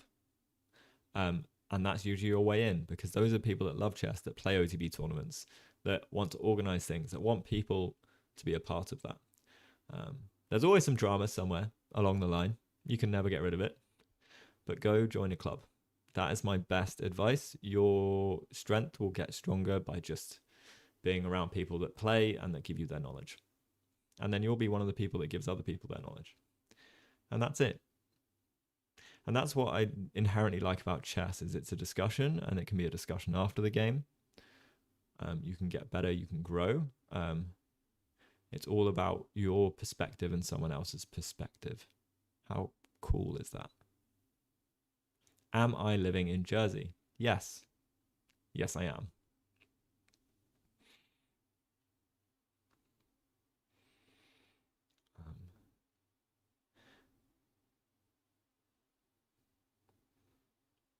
So Jersey chess scene is like I lived in London for 12 years, and so that's where I grew. That's where I learned chess. That's where I built my chess community. And now I'm back in Jersey. I'm trying to make sure my online chess community is as strong as the community I had in London. So that's why I've been streaming a lot more lately. I've been doing a lot of like events, collaborations with other streamers and people, going to tournaments and things like that. Can we keep it in English, please? Marwan chess, because I do not understand. And if I don't understand, I don't know if it's a good or a bad thing you're saying. So yeah, apologies. Marwan chess 2015.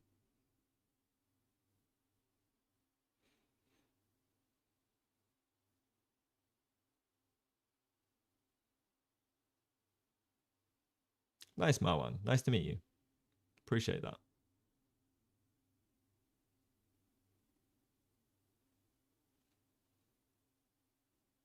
When will you start to stream in Italian? What are you talking about? I am streaming in Italian. Ah, mamma mia. No, mozzarella. As you taught me.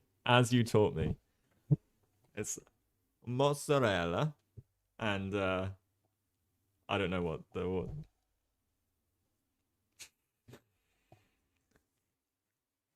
He is speaking in Arabic.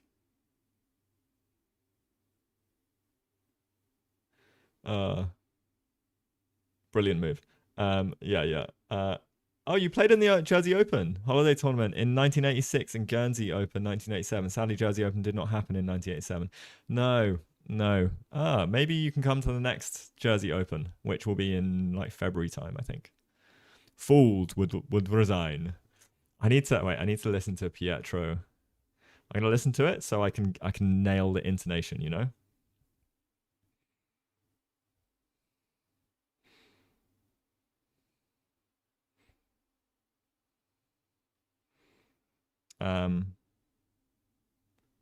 So here we go.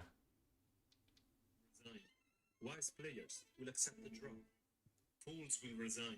Fools will resign. True genius. This is me. Sometimes the fools will resign. Wise players will lose trying. Fools will resign. Wise players will lose trying. How's that? Does that work? Bro, really don't have the Italian accent. I do not. Of course I do not. I am terrible at Italian. But it's the Italian English accent I've got to nail, not the Italian accent, yeah? Smart players will make a draw. But a genius will be able to win from this position. So yeah. No, I know. I apologize, Pietro. If you're watching this back, my wholehearted apologies. He will watch it back. All right. Our opponent's still thinking. We'd love to see it. Bro literally started watching Pietro chess checkmate. Of course. Like, it's like Pietro checkmate Inception. Trying, but only a true genius would be able to draw this position with white. You see, both pawns. Great. I should play that at the point he's winning. Open was in spring, best time to travel, sunny and fairly warm with a refreshing breeze from the sea. Yeah, unfortunately they've pulled it back to more kind of February time this time around, which I'm kind of sad about. But oh well, we'll see. We'll see. Fools will resign. I love it. I love it so much. Um,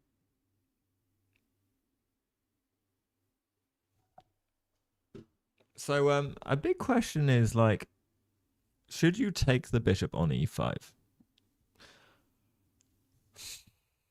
I'm in two minds about this.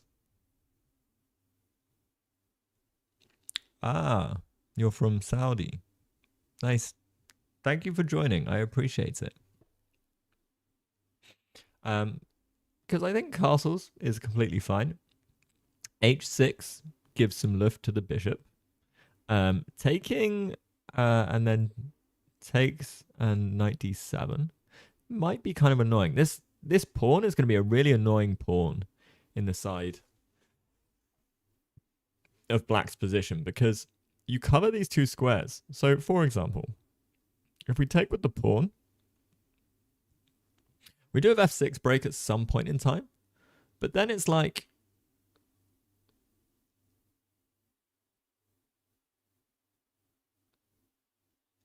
how does black maneuver their pieces? Apparently white's doing kind of well here. I'm just like,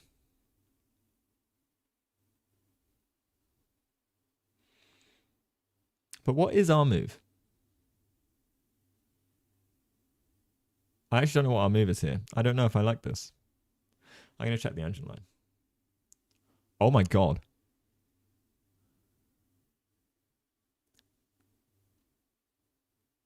We play knight b5.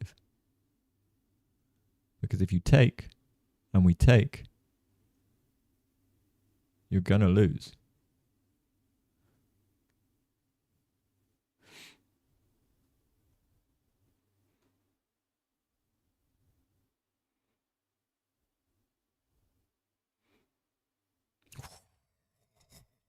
All right, knight b5 would be an epic spot. That would be a killer move. I wonder if that's an idea at all in the Jababa. Because the only place if you do go knight b5 takes. All right, you can go here as well, but we just go e4 now. Ah no, you can take on c3.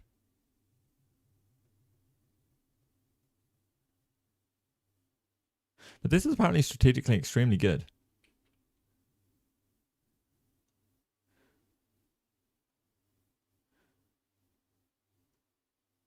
Oh, we still have knight takes d5 ideas. I was going to go knight d4. Knight d4 is still good. Yeah, so pawn takes is actually a weird one because of knight b5. But it's very unlikely. Like, I thought the pawn would just be annoying, but actually it turns out that tactically you want to take with the pawn, which is tough to see. Okay, then we go knight e4. Oh, again, we still get to pick up this pawn, for example. The c file is proving very difficult to deal with. That's nice. Updated board. Okay, castles. Knight takes e5 happens. All right. So d takes e5 and knight takes e5 both normal moves. I think knight takes e5 we'll see.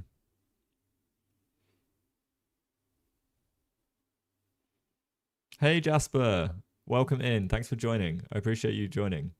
We are doing commentary for Pietro. He is in Amsterdam, the Amsterdam Chess Open. It's a 6-round tournament, 2 rounds a day, 2 classical rounds. The time control is 90 minutes plus 30 seconds, so both players get 1.5 hours each, and 30 seconds added on to their clocks when they make a move.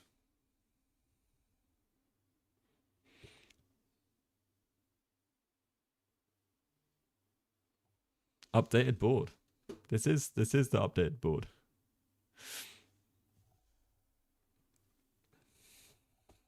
Oh no, you are on it. My chat is lagging. my brain is lagging, in fairness. So big questions. Big questions. I like both knight takes e5 and d takes e5. Knight takes e5 is way more logical. Seeing knight takes e5, or d takes e5, knight d7, and knight b5 is just savage. And if he sees that, I will be so impressed.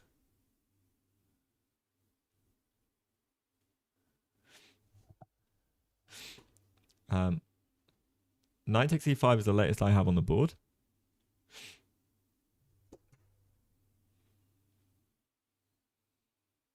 No, there's no bonus after 40 moves because there's 2 rounds a day.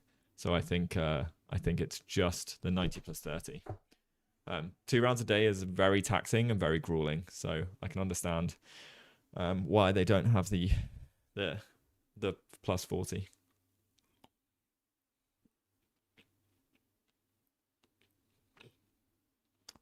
Oh, you're 1400. Nice. Congratulations, dude. Good milestone. Yeah. I played a 3-round day once. But it was 60 plus 30. But every single one of my games, I was like the last or second last person playing.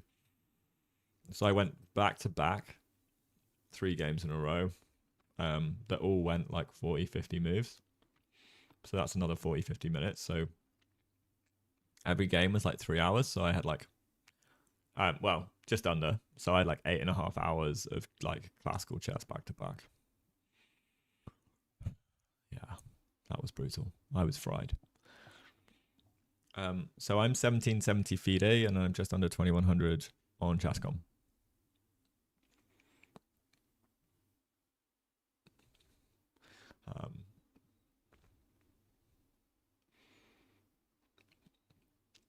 You always go by the peak.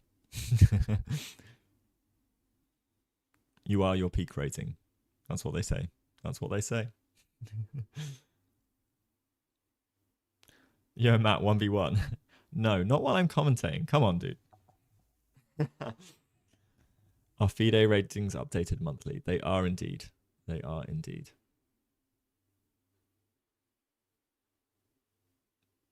No, this is not my stream. This is Pietro's stream. So I do not have control over playing games. I will not be playing games while I'm commentating on someone else's channel. That is just rude. I'll never be asked to commentate again, I think. What do you think is the best elo? I mean, an elo that you wouldn't be shy to say. I mean, I would love to just be above 2000 in everything. Just being above 2000 is cool. I like that. It's a nice number. And that's it. As soon as I pass 2000 in rapid, that's me for life. Like in terms of me being able to like say like I will just say I'm above 2000. But I want to get 2000 FIDE minimum. And it's going to happen. And then I want to get CM, which I actually have a way in to get CM.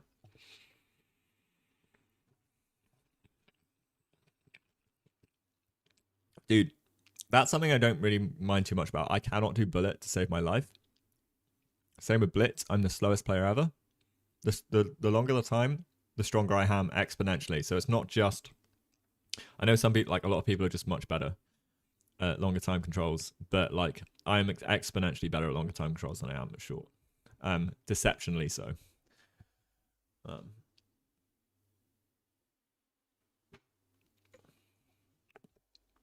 I think in long time I conceptualize and strategize positions to quite a high level. I think.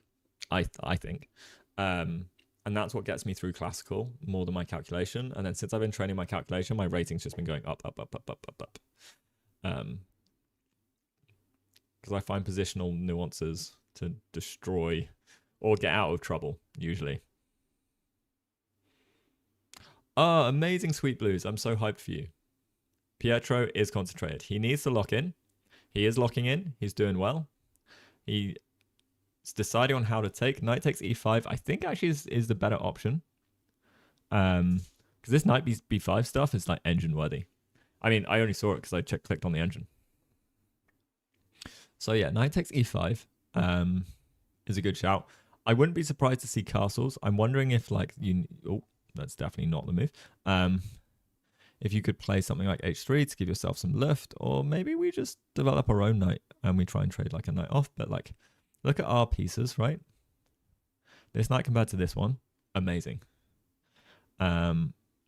This and this knight are kind of doing the same thing, so it's not too bad. If this knight goes here, I wouldn't mind just a knight takes d5, e4.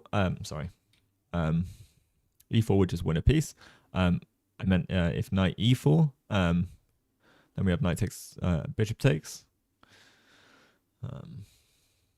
I think we just start like trying to pile pressure, because then we've still got all of these tactics, right? For example, bishop here, we can take takes, and maybe we just go e4 anyway now, which is kind of brutal. I think we can even just get away with this.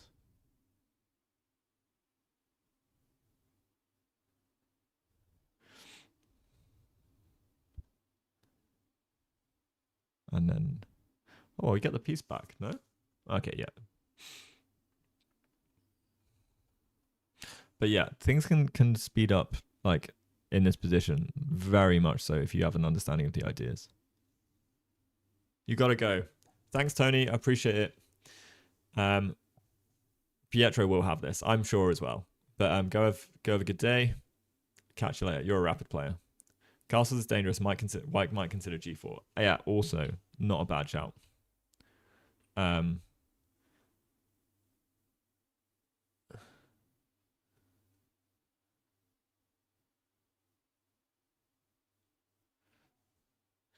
what do you do? You got to go like h3.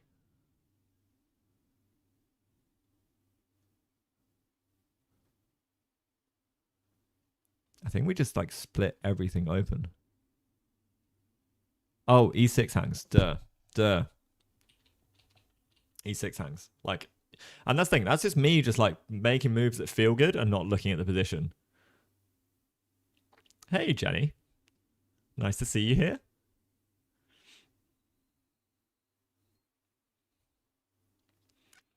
I'm also confident that Pietro will win this. But you never know. 1650 isn't a slouch, you know. Ain't no slouch. Oh, castles. All right, g4. Come on, guys. We've literally just looked at, and I was just blitzing moves out. It just felt good. E6 hangs. If g4 comes, then e6 is gonna, well, it could hang if we take the wrong way, but like, okay, g4, bishop back, takes, h takes. Yeah, so we took the wrong way, obviously. It can't. I mean, this starts feeling loose, but where are your pieces? They're nowhere near my king. Like, let's go. Let's go. What's black's move? You can't go knight e4. Knight d4 is just no, because we can pick up pawns. Again, for example. Maybe it's better to even take this way, because then we can like snack on the bishop too. But yeah, there's plans. So g4 is going to be a big consideration. It's hard to go for though, because you don't see an imminent like mating idea. It's a great position. I mean, we've got the help of the eval bar, but it feels like a really great position. Hey Derp, how you doing?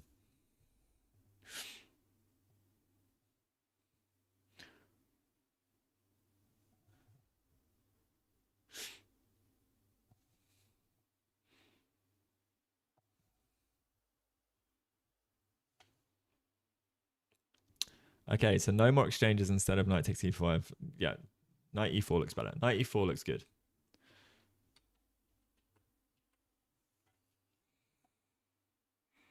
g4 like gets rid of this like knight e4 kind of idea-ish. e4, bishop back, takes.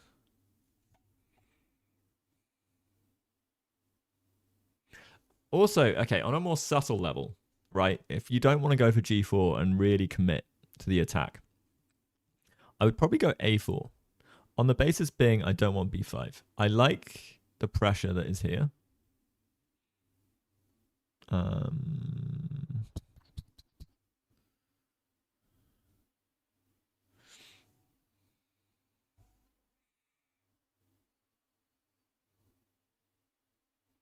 can go also offer a queen trade, but I don't really want to do that.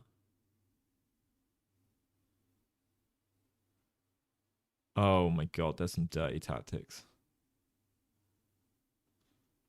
Well, not dirty tactics, but like, we're doing well. Ouch. Hi. Can you play with me? Not while I'm doing commentary, unfortunately. But if you do want to play with me, you can pop over to Twitch. I play viewers from time to time, and drop me a follow. And yeah, in the future. Rook F1. Okay. I'm not 100% sure of the plan, other than you want to push e4. Thing is, now you can also allow knight e4 itself, or we trade like so. Knight d7, not a terrible idea. We start opening up the bishop. And we give away a really nice knight for a really poor one. So not what we had in mind. Not what we had on mind.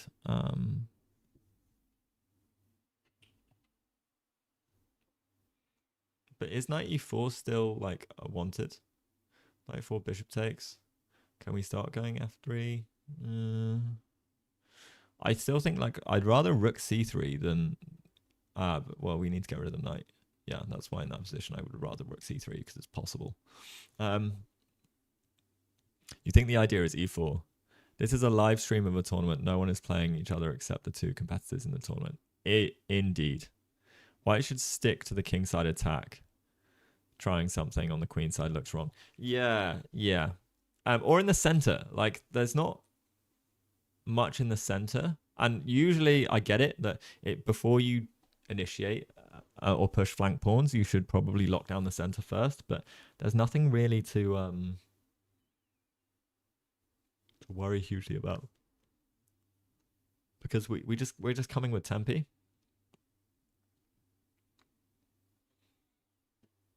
I like h4 over f4. b5 does come. But then we can keep the support going. Ugh.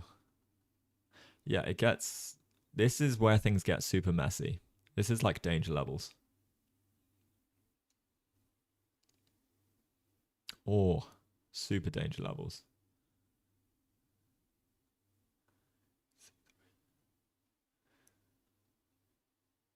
Imagine if he saw all this. Oh, well, I pushed takes h5. Whoops.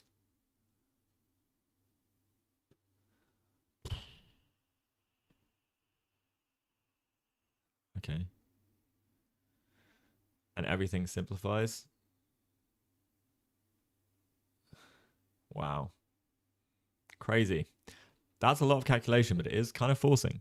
So you need to look at this stuff. So more time maybe should have been spent on some of these considerations. He opts for this rook e1 idea. Tough to see all of that, though. And that's only one line of many forcing lines, depending on which way you decide to counter it as black.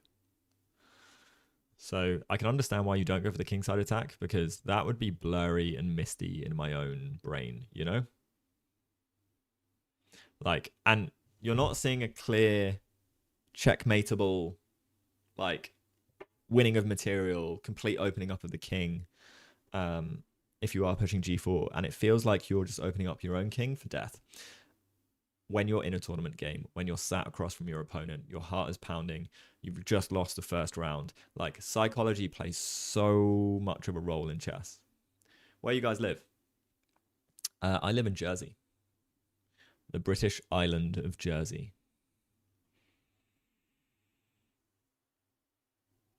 It's near France. But I'm pretty sure Pietro's London. I used to be in London. I moved recently. It's Talish. A bit speculative. What, the g4? Yeah, G4 is a little bit speculative. I see that, but it's not like a speculative sack though. It is a kind of concrete. Um, in our houses, that is true. I live in a house. Mm, I live in a house. Okay.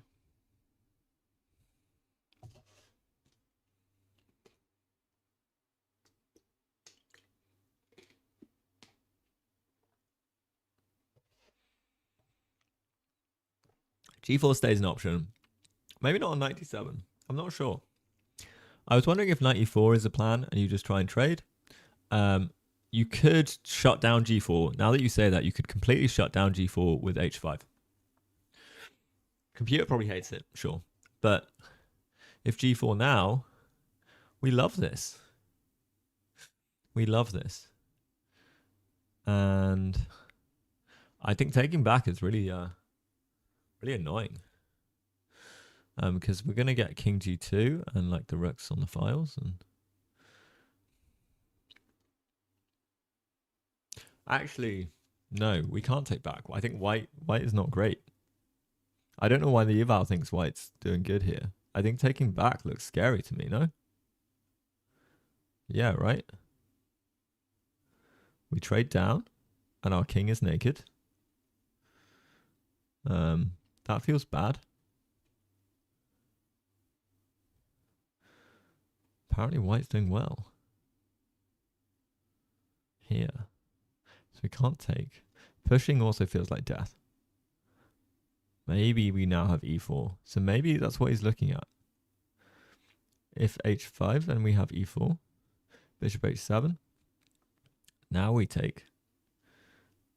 And we get f3. We get king g2. Rook h1. There are plans. There are plans. It's a different way of going about it. Whether that's the general intent.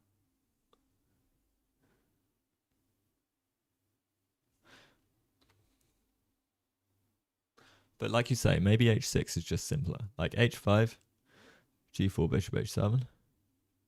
And we're fairly quiet. We're chilling.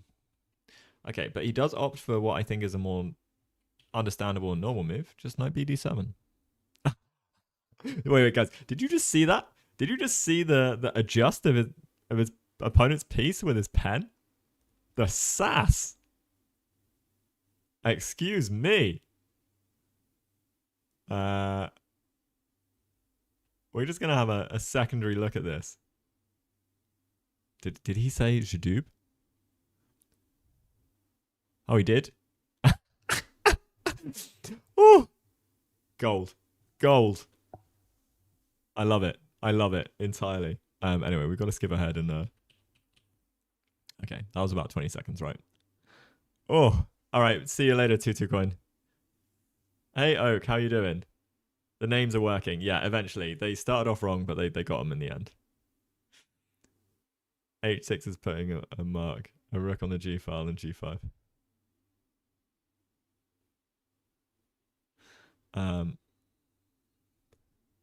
The time difference is insane. Yeah, but this is what the time difference was in his other game. So I'm glad his time management, he's sped up. He's definitely 1 hour 30 plus 30. Yes.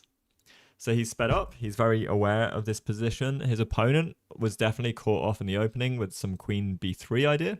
So I'll just flick through quick. So normal. And there's queen b3 is a bit of a sideline. There's one good response or that gives black an advantage. The others give white a little edge. And this was not one of the others as well. So he either needed knight d7 or knight c6 or dc4. All of which aren't like supernatural in this position because you're worried about this b pawn, but it's fine. In any case, he just keeps compiling his advantage. He understands his position, where pieces should be going, different ideas. Yeah, it feels pretty good. Knight h4 here is probably a good shout to claim the bishop, but outside of that, this is a lovely position. After castles g4 was the play, but it's a bit speculative, we were saying with chat. London but with 4c4 is a bit odd, no? Is it not just Jabava London, though? I thought that was the gist of what the Jabava is. which is like a fiendish version of the London.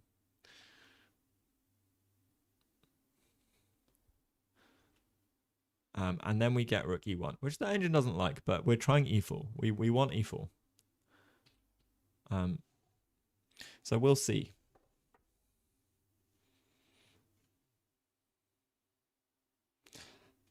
No, yeah, that's fair, Oak. So essentially, the c4 is a variation on the London, and I will show you very quickly why you want to go c4. Usually you go like knight f3 here. The reason being, because we haven't pushed c3, this knight gets to develop here and coordinates very well with the bishop to try and get this check. And it can be really annoying. For example, a normal developing move like knight c6 gets hit with knight b5, which the engine hates me for because we actually have bishop b4 check. But there are ideas. There are many ideas similar to this with how we utilize the knight and the bishop. This coordination gets really annoying to deal with. Really annoying. And it's hard to defend c7 in a lot of times. One of the ideas of the Jabava, but that's why you push c4 instead of c3. There are many other kind of things to do with like central control. I'm not a London expert myself, but yeah, it's annoying to play against as well. So it is a variation. I believe Emily has played it as well. I've commentated on a game where Emily's played it also. And again, for beginners, it's usually really annoying to deal with as well because it's so like, and you have to play like knight a6 or something annoying. What opening do you recommend? If I play as white, I love to play as black because as white, I don't have to play the 4 knight for the millionth time. The 4 knights what? Because I play the Scotch as white, and I would wholeheartedly recommend the Scotch, which is e4, e5, knight c3, knight c6, and d4 straight away. It's an open game. You have some very sharp plans, some great attack on the king side. You will castle queen side and pawn storm the king side. That is the Scotch in a nutshell. The plans are simple to grasp, and there's like, okay, there's a few variations of the Scotch and stuff like that, but like the setup and the plan, castle queen side, attack with pawns. Kind of that simple.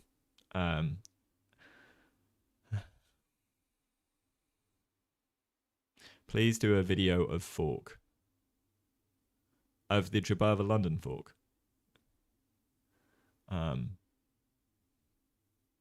You have never played e4 in 42 years. It is an unprotected pawn, and that is where all the troubles begin with. What do you mean it's unprotected? You protect it straight away. You protect it with the knights. You protect it with like rooks. You protect it with so many things. Also, Bobby Fischer, best by test. What can I say? 100% best by test. That's what we love to see, right?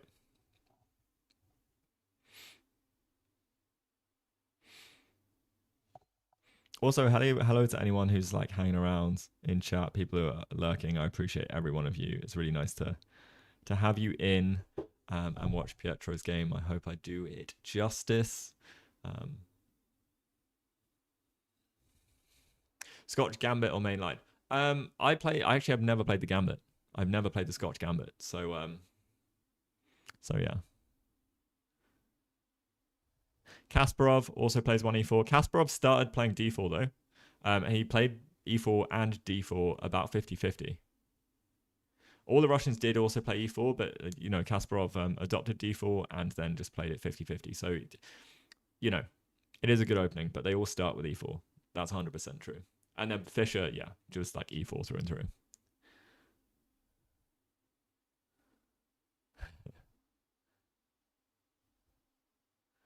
Breyer, that's brilliant. That's a brilliant quote. 1e4 and white is lying in his last moves. You have to run to the store, expect to return to a winning position in 30 minutes. No pressure, guys. No pressure at all. Pietro's got this. He's there for it. He's having a good think. Knight takes d7 makes a lot of sense. He doesn't want to trade too much, but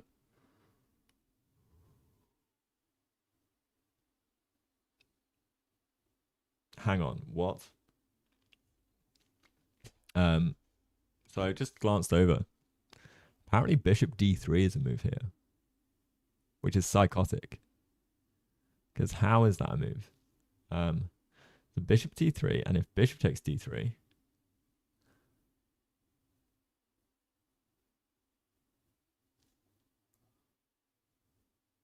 we have knight d5.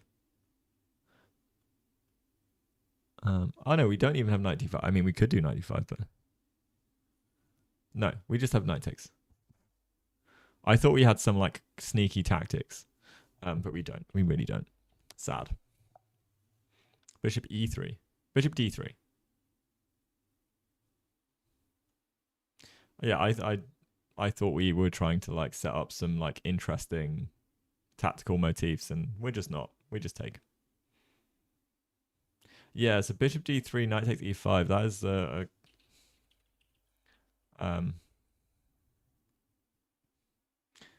but then we do have some form of bishop takes, pawn takes, and then knight. That's it. So knight takes e5, bishop takes. If you play pawn takes, we have knight c5, and we'll take the bishop. Bishop f5. We take here, and we get this in. No, we just take. Because why would we do anything else? I'm trying to be too fancy. I really wanted to pick up the dark square bishop as well, but sure. Hey, knight f3 looks great too, then e4. Knight f3, that's nice. I like that a lot.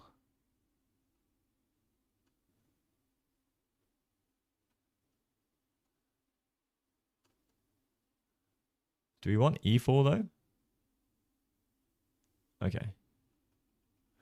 Wow. Okay, kind of crazy. That's a lot to think about, a lot to process. You can just make it simple and knight takes e7, which I think is the least complicated way of doing things. And I kind of like doing not so complicated ways of doing things.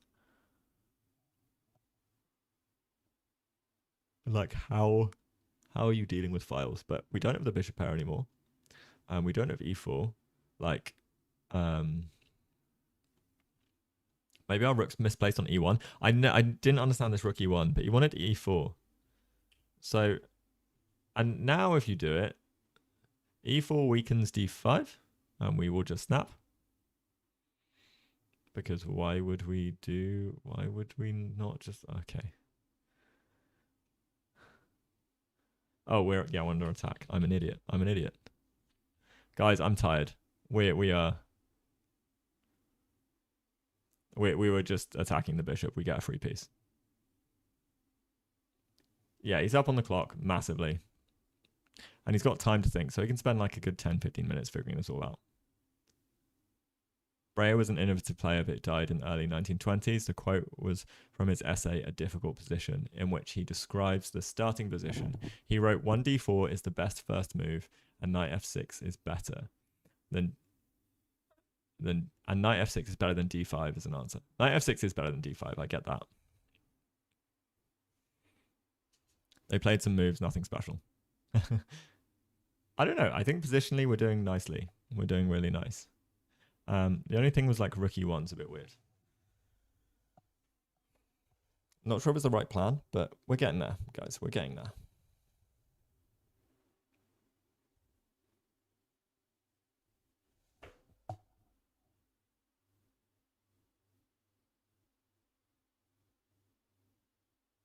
All right, I'm gonna just move quickly because I've been sat down for a long time. I probably need some more water. I might get like a green tea or something to like get me the caffeine kick. BRB.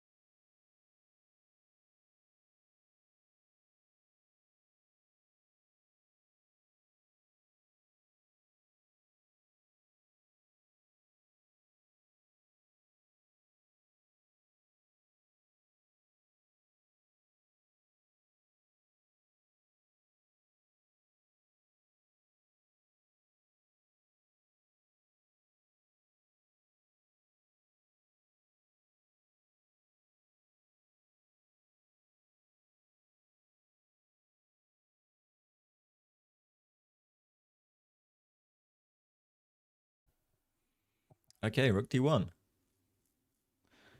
Interesting choice. Interesting choice.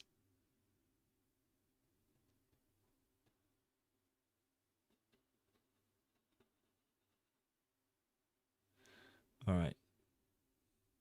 Bro thinks the Indian game is the Indian game not the best opening? Come on. I just. The French is the best opening. You cannot tell me otherwise. I hate narrow-mindedness in people, but the French is the best.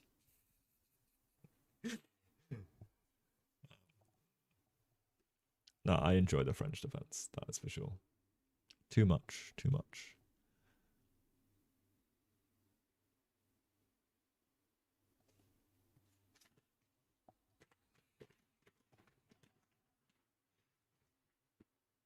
Which group of the tournament is this? That's a great question. I think it's like C. But the thing is, the way they've done it, it's not like levels. I think they've got strong players still in every. Yeah. But I believe it's C.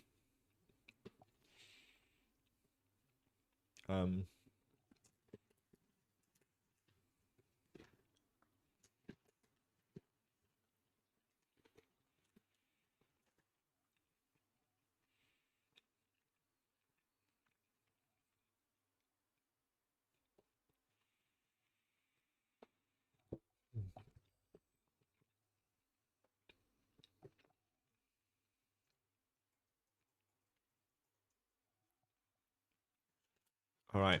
The Amsterdam Chess Open. Let's go. I'm going to double check which section for you guys, specifically for you guys. And hey, Donut Killer, welcome in. I love people's handles, man. Every time I read a new one, I'm like, yep, love it. I think it's group C1.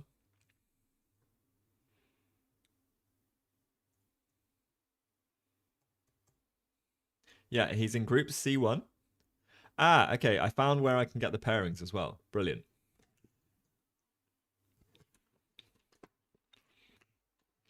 Oh, you finished your game as well. Nice. How you doing, Donut Killer? Good game? Didn't know you could easily stream those games. You've got to organize with the... So, Pietro is a streamer. And so you just message the organizers and see if they'll let you stream.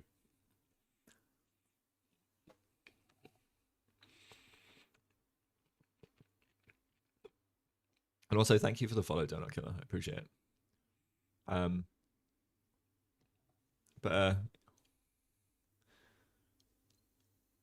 you stream, Donut Killer? I'm actually not sure. If you're a chess streamer, then they might give you terms.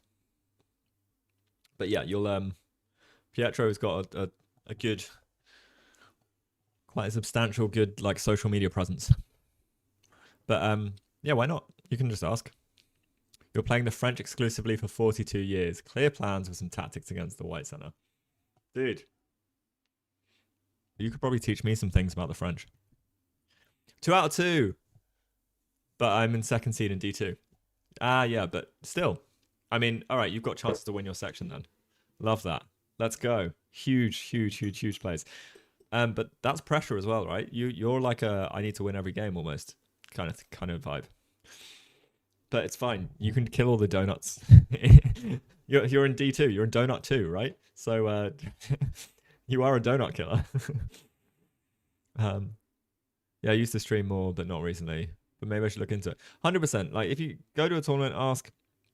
They may or may not like I don't know some like because they usually want to like invite people that's gonna give them like coverage and stuff. So if you haven't streamed in a while, then they might be a bit like but it might be a good excuse to start streaming again. And it's like the value you bring, I suppose, to the tournament usually because there's a lot of setup and it's a lot of work for them. So I don't think they just let anyone like set up and stream. So if you're committed to it, then I would just like start streaming. That's like I got into Maya as a streamer, which was awesome. But I do a lot of work with Chess Dojo. I was streaming with Kostya. We had International Master David Proust doing commentary for our games. Trying to win your section, but just missing out on the life boards. Well, that's also the thing. If they usually will try and accommodate streamers on to DGTs and things like that. Like I was on the same board all through Maya alongside Katarina, Hannah Sace, and a couple of the Portuguese streamers, Andre and Alex and Zuzana. Yeah, it was super, super amazing. One of the best experiences I've had. But that's more because of the friends that I made there. You saw the setup. It looked complicated. What, in Maya? Were you in Maya? Oh, no way. We just got a raid. Huge, huge plays. Chess Dojo. Let's go. Welcome in, everybody. Hello, hello, hello. Is it Jesse raiding me today? Dojo raid. We love a dojo raid. Go to Chess Dojo. So welcome everybody. We are doing some commentary for Pietro. He is in the Amsterdam Open today. Unfortunately, it's engine commentary when it's just me. Hey Boki, thanks for the follow. Awesome. Thanks, Jesse. Appreciate it. For those of you who are in Dojo that don't know who I am, I'm sort of Dojo's marketing guy. And I have been doing a lot of chess work and chess improvement with Kostya, so he's been coaching me on the Dojo channel. So you'll see some of the streams, and hopefully you get a lot from that too. I'm on my own chess improvement journey. I've just made it onto my nation's team, so I'm playing for my country in the European Small Nations next month in November, thanks to a lot of the amazing work that Dojo has done for me and the improvement gain that I've had. So yeah. I'm a dojoer through and through. We are doing commentary today for Pietro, who is actually a similar level to me. He's 1728 currently, but he's definitely underrated. He unfortunately lost the first round today, but this is round 2, and his position was looking good up until a couple moves ago. But I also think that the way that the play has been up until this point, he was all over it. So it does feel like he has a better understanding of his opponent up until this kind of rookie 1 plan. I think he's lacking the plans and confidence for G4, which is a hard thing to see because it's not straight away compensation and it feels like you're opening up your king. The other thing with that though is there's no pieces around to attack your king, so you need to be comfortable with doing that. Oh, thanks for the shout out as well to Chess Dojo. Did Nightbot just do that automatically? Epic. Hey Cross, how are you doing as well? I appreciate it. Was Jesse doing grad show? Are you all grads? Did everyone graduate today? If so, huge. Thanks, Ali. Sorry, Ali. I'm in mod view, so it doesn't tell me when the shout out just came from nowhere. You're gonna rest some. Enjoy the train. On the train. Enjoy the game. Thank you, Donut. Enjoy. See you later. I've got like the Restream chat up, so it doesn't give me like stuff that gets commanded. He missed G4. He did miss the G4 plans, and so like that's a tough one. Ali, I've just been like neglecting Ali all day today. It's horrendous. I can only say that I'm tired. That's it. Oh, hello. Is that a note for him?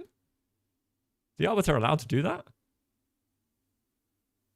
What? Wait, guys, can we zoom in? I'm gonna zoom in a second. I'm also gonna make sure that. Oh wait, this has been playing at low quality. What the hell? Okay. We're just gonna. Actually, I'm not gonna show chat in case it's something like personal.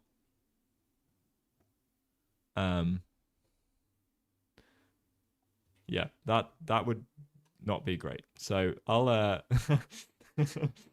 just check on that myself because I'm nosy, and just make sure everything's okay. I'm sure it is, otherwise the game probably would be stopped. Oh no, the arbiter just passed the note over, so I'm really intrigued as to what the note is, but I'm sure it's fine.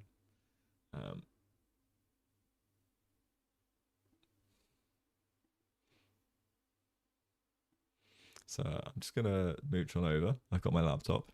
The arbiters be cheating. Let's punt them. Yeah, arbiters can't be disrespecting people like that. Maybe it's card like tickets, like like, oh, by the way, you're getting a fine. There's nothing you can do about it, but you're getting a fine. And thank you for the follow. I appreciate it. Welcome to the community. And okay.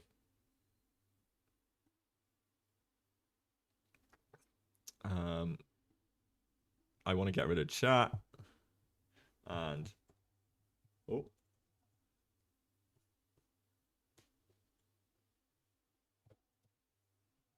Okay, I can't actually see what it is. So who knows?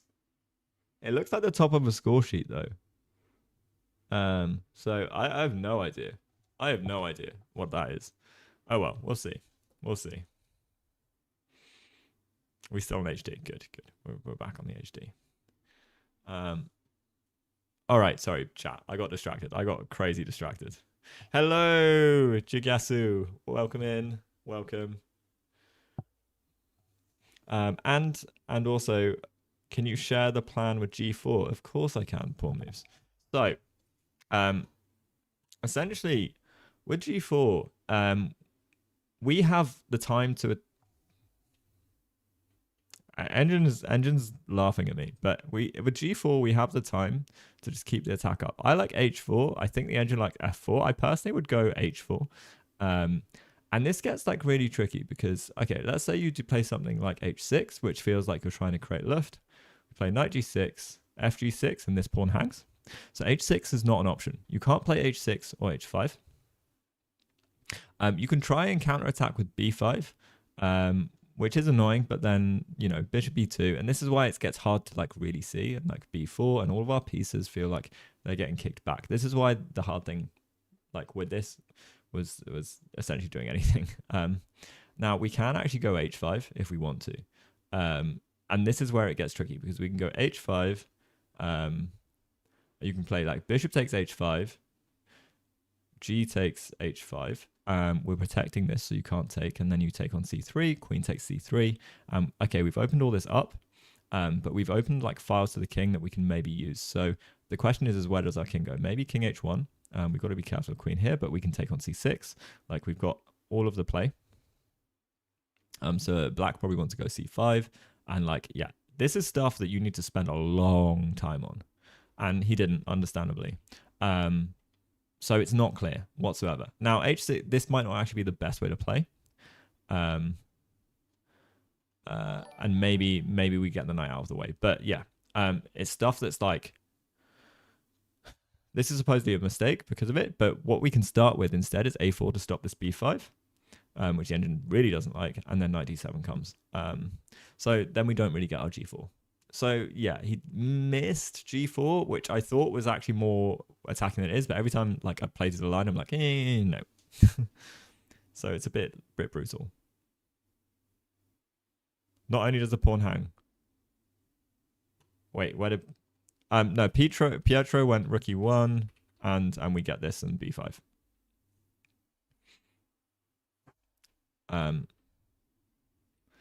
So Pietro opted to allow him to take the knight with rook d1. Takes. And then b5, expanding on the queen side. Now, bishop e2. Bishop d3 is still a potential, but bishop e2 is like our stronger bishop. We can try and reroute over here. But the thing is, actually, maybe we just go b4 first, which is actually really annoying. And then we've got to go knight b1. And suddenly our position is not looking so hot because we've undeveloped all of our pieces. We still want this, but maybe there's a world where we just go bishop e4 anyway, right? Is this going to hang at any point? I like bishop e4, but actually we can end up getting trapped with f3. But f3 does feel loose, right? So, for example, bishop e4, f3 doesn't feel great for us. Maybe instead of f3, because that is just weakening, we go knight d2. Yeah, knight d2 is way better, because this is just like, yeah.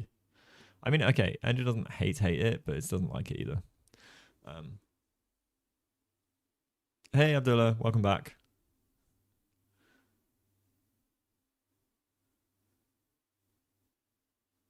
Matt, hyperfocus mode. I'm always hyperfocus mode.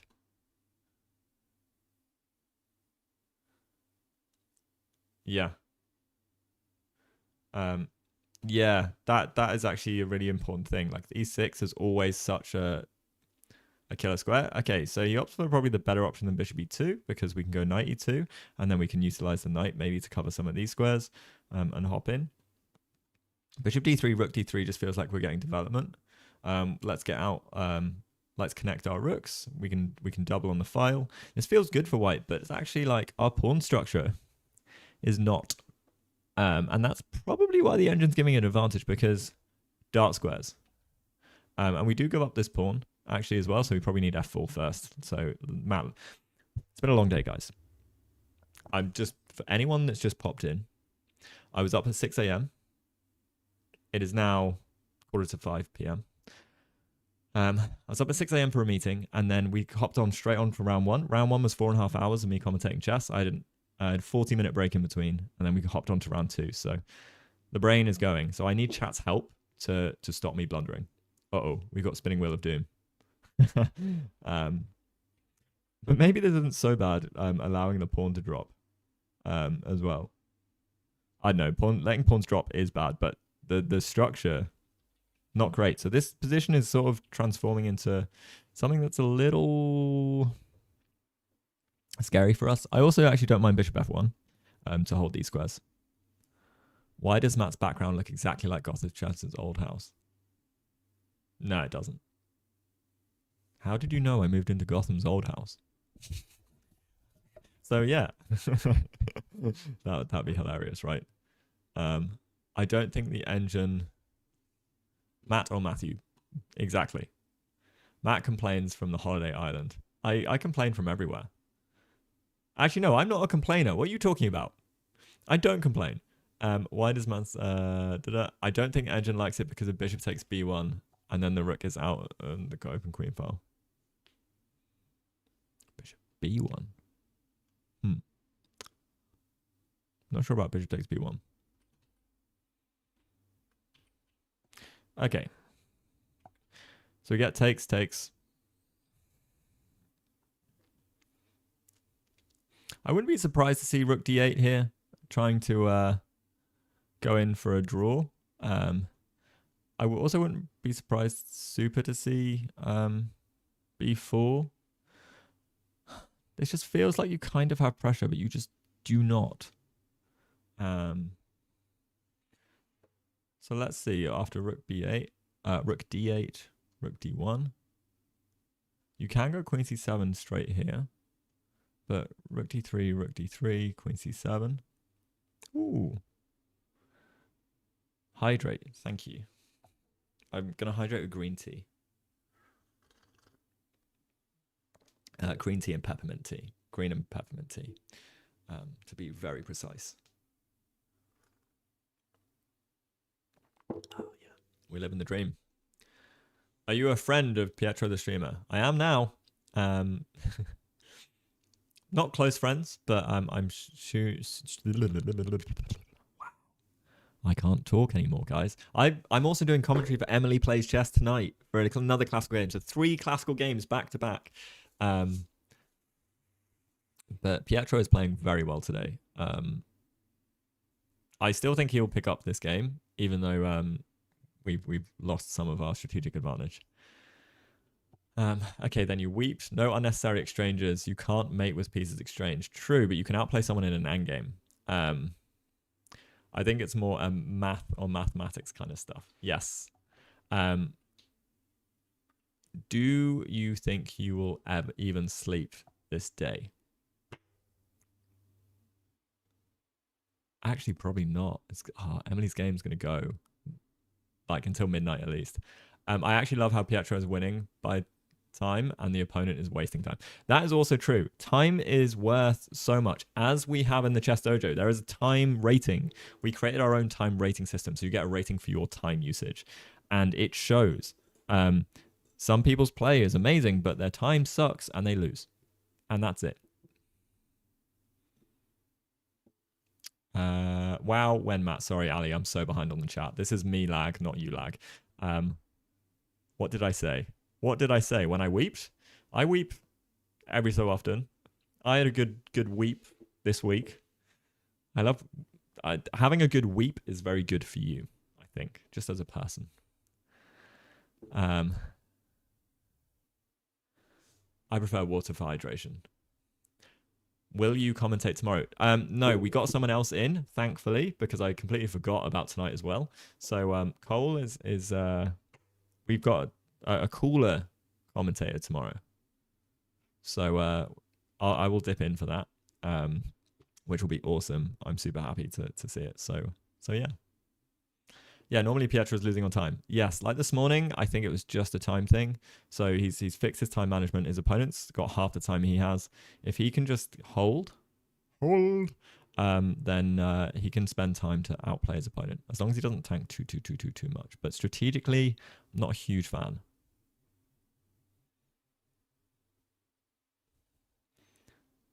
I am here. I am Matt. Hello. I'm commentating for Pietro. So if you can see the camera below me, that is Pietro right there. He is playing in the Amsterdam Open, an international chess tournament. 6 rounds, 2 rounds per day. So he's played 1 game already. He lost the first game, unfortunately. He played incredibly well, but got low on time.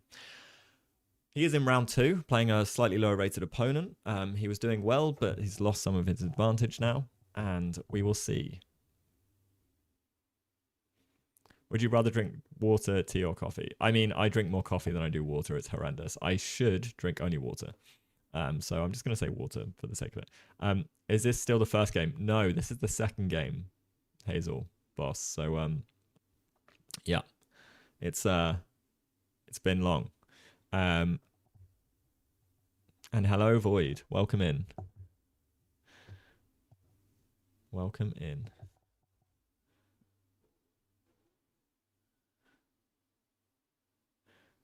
I mean, the only thing I complain about, Ali, was when I left Maya. That is something that just like will forever live with me. That whole experience. Pietro can do it. Yes. Fools will resign. And yeah.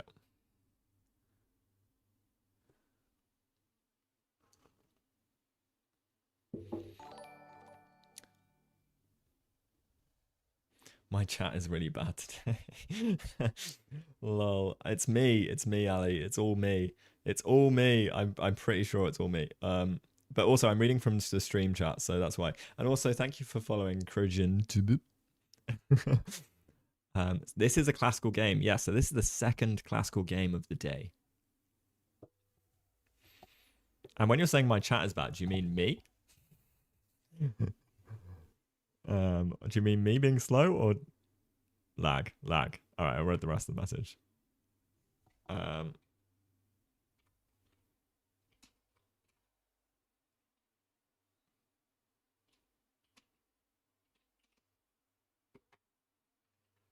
6:30 p.m. Charlotte time.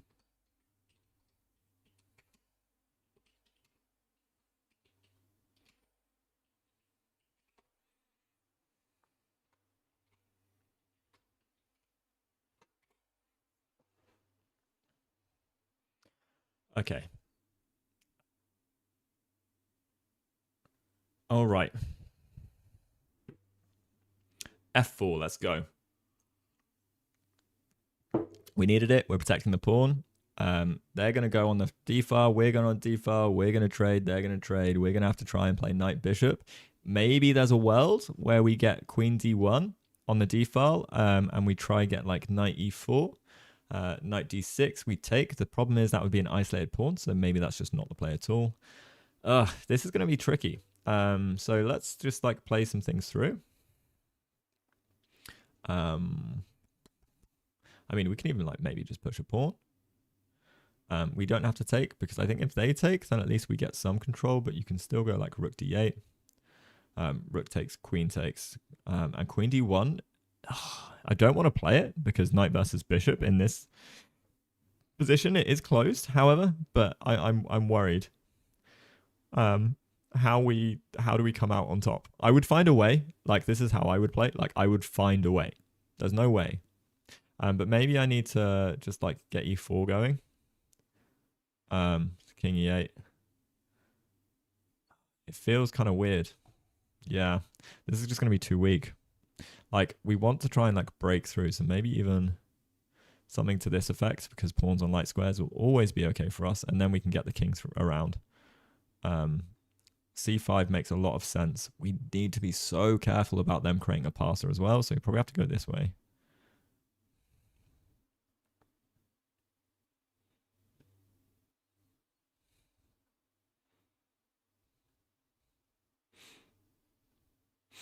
Yeah, stuff like this. And then it's just so hard to win. Like, this is really hard to win. We can try and find sneaky ways and places for the knight, but it's just, it gets, yeah, extremely, extremely difficult.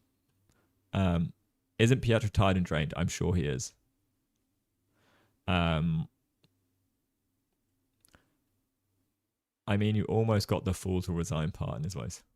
I need to listen to it over and over and over. By Sunday, end of Sunday, I will be Pietro. Like, I will become him. You will not be able to tell the difference if you close your eyes. I think this will go to an M game. Pretty drawish position. Agreed. Pietro can place his knight on a good spot fast. He might have a very good position like d6. His opponent's bishop is useless currently. Yeah, that does make sense. I do understand some of that principle. Thing is, I think we're just going to have to try and trade. But when you say good spot, knight d6 doesn't help. I disagree with knight d6 personally, because bishop takes and pawn takes will always mean we have an isolated pawn. So only if our king can support said pawn should we be able to do that. So knight e4 is an idea to have for sure. So rook d1, and if rook takes, rook d8, maybe we go knight e4 first. And then we might have like some small chance, but the problem is these pawns just get moving and grooving. Maybe we just do this first. And it's hard to really place the knight on d6 because it is protected. That's a one square that the bishop is actually guarding in this position. Okay, there's a bunch of squares, but like, yeah, we can't really get our knight to d6 effectively.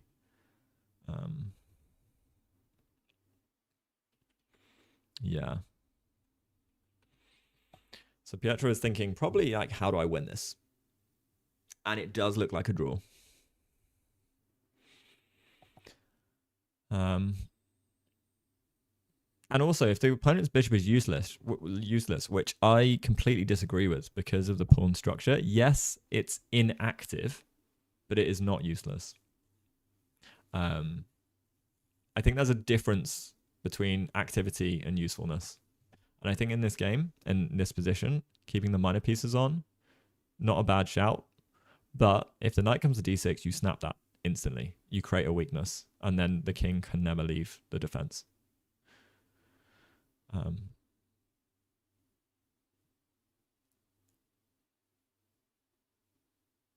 It's more favorable for Pietro because he's ahead on time. I don't know. If you make a bad move and you end up with a worse position, it can be a lot easier to play for the side that's got the better position. So you don't want to give your opponent easy moves and easy plans. You want to give your opponent annoying, tough, horrendous things to deal with. And even then, right, maybe there's some world. No, not yet. We have to do it like this. I think we have to do it like this. I think we will have to trade down because I was trying to figure out if we could go like knight e2 to be annoying instead of here. So knight e2, rook takes, queen takes, rook here, and then they get the file, and that's not helpful for any of us. So let's not do that, right? So rook d1 almost has to be played. I don't know why he's spending so much time on rook d1.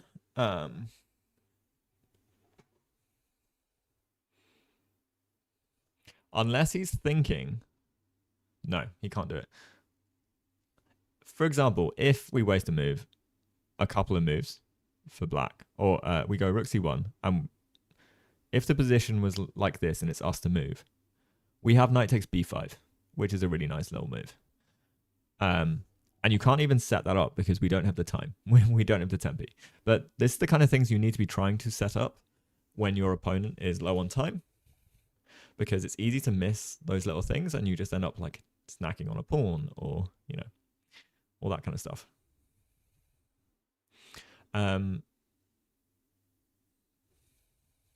There's 2 games per day, Hassel. There's 2 games a day, so his opponent is probably also tired and drained. But I know Pietro didn't have much sleep last night as well. It does look like a draw. I'm aware. I am aware.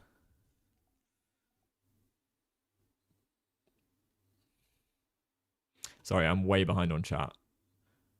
Pietro won't draw because he's no fault. You can always set up problems and tactics. Everyone tells me the French exchange is a draw. But I've won the past 9 out of 10 French exchanges I've played and the above 2,000 pool on chess.com Rapid, because I know how to play that endgame as black. I will outmaneuver, and the amount of draw offers I get as soon as they go to exchange and we trade the rooks and queens off, I'm like, no, I know how to win this knight endgame.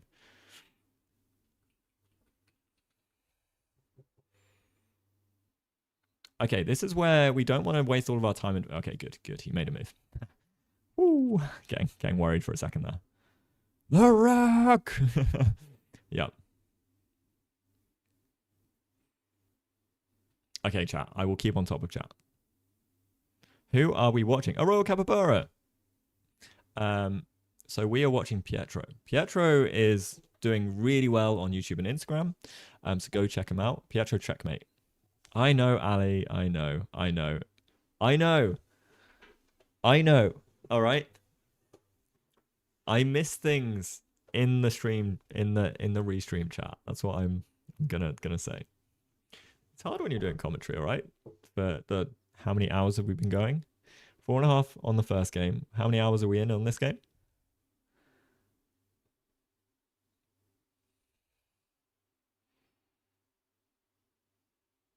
Did you whisper it to him? Because I do not see it in chat categorically. I will screenshot this to you. Literally, he was the last comment. He was the last comment in the box. I've screenshotted this. This is going to you. You just answered the capybara. Cappy. I'm gonna say Cappy. It's easier. Is that all right? Royal Capybara, or do you want the full thing every time? How do you gain XP? By crushing the souls of your opponents. By not resigning like a fool. Cappy is fine. Ah, good.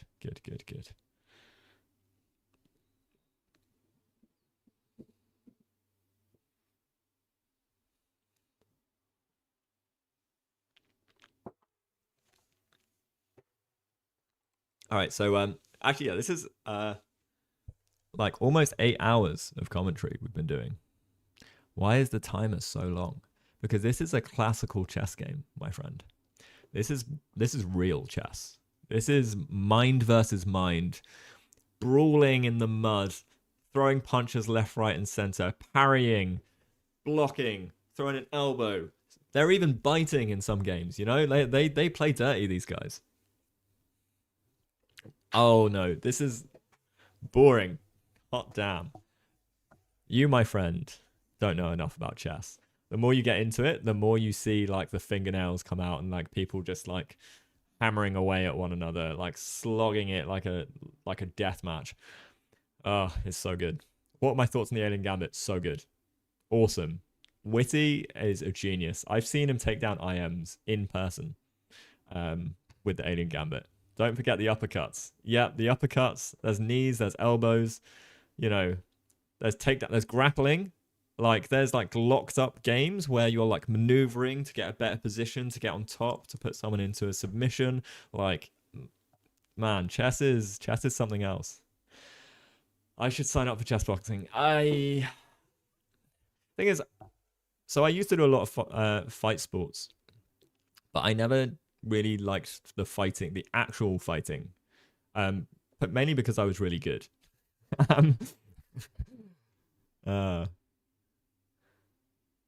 E4 D4. No, this was not E4 D4, not at all. This was a Joe Barber London. Oh, E4 or D4, E4 all the way. Every best by test. Come on. Only fools would bark. A genius roars like a lion. That was not like him at all. But yes, yeah, chess and fighting is one and the same for me. I used to train with the world light heavyweight, the Bellator world light heavyweight champion for MMA. So I was pretty good, and they always wanted me to fight. And I did like a couple kind of like semi, like paid fights, I guess. I guess you call that semi-pro. I don't know, but not my jam. I like the training, I like the discipline, and I like identifying the weakness in my opponent. Who is the GOAT of chess? Oh, that's a tough one. Pietro needs a posture check. So do I, actually. So do I. But yeah, so I have considered chess boxing because I would think I would kind of crush it because I would probably outbox a lot of the chess players.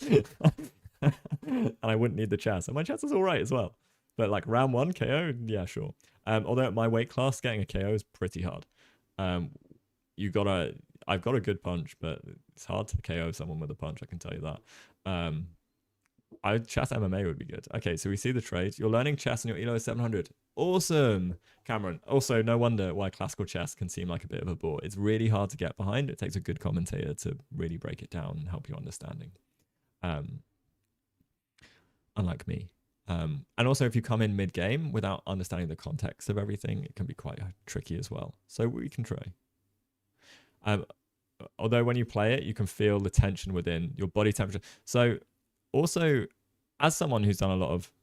Nice, you're 1700 FIDE. Good job. Would you best Pietro in chess boxing? I would say yes, because my fight experience is probably far superior than his, and our ratings are pretty much the same. Technically, I'm higher rated than he is in classical, in FIDE.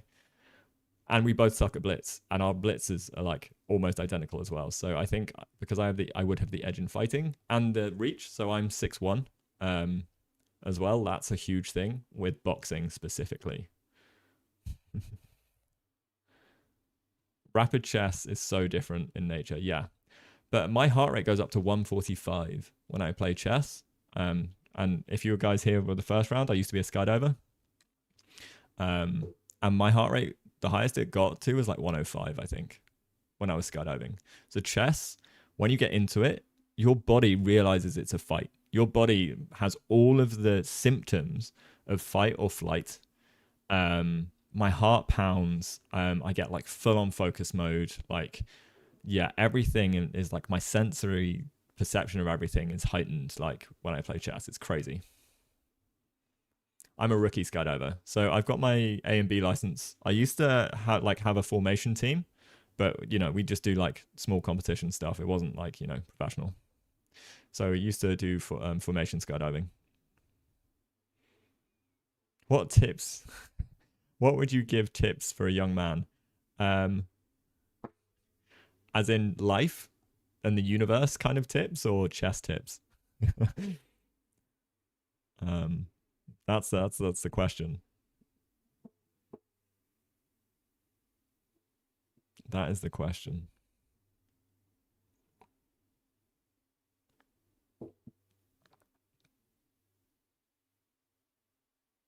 You can see it, but I can't. It still appears the same.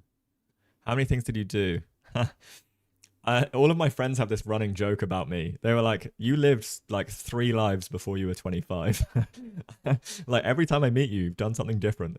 And I was like, well, yeah, I just do things. I'm a doer. I never had social media until I was like a lot older. And then I got my first job in social media, funny enough. And I was really good at that because I actually experienced life and was able to make things on social that resonated with people. So yeah, I didn't have a phone. I didn't have a smartphone until I was like 22. So I was uncontactable. And so I just lived. Chess is war. It is absolutely war. Elena Rath, chess boxing Berlin, is 3 times world champion. Wow. Yes, I agree. I see almost everything happens around me as a chess piece being played. I dare you to say 67. 67?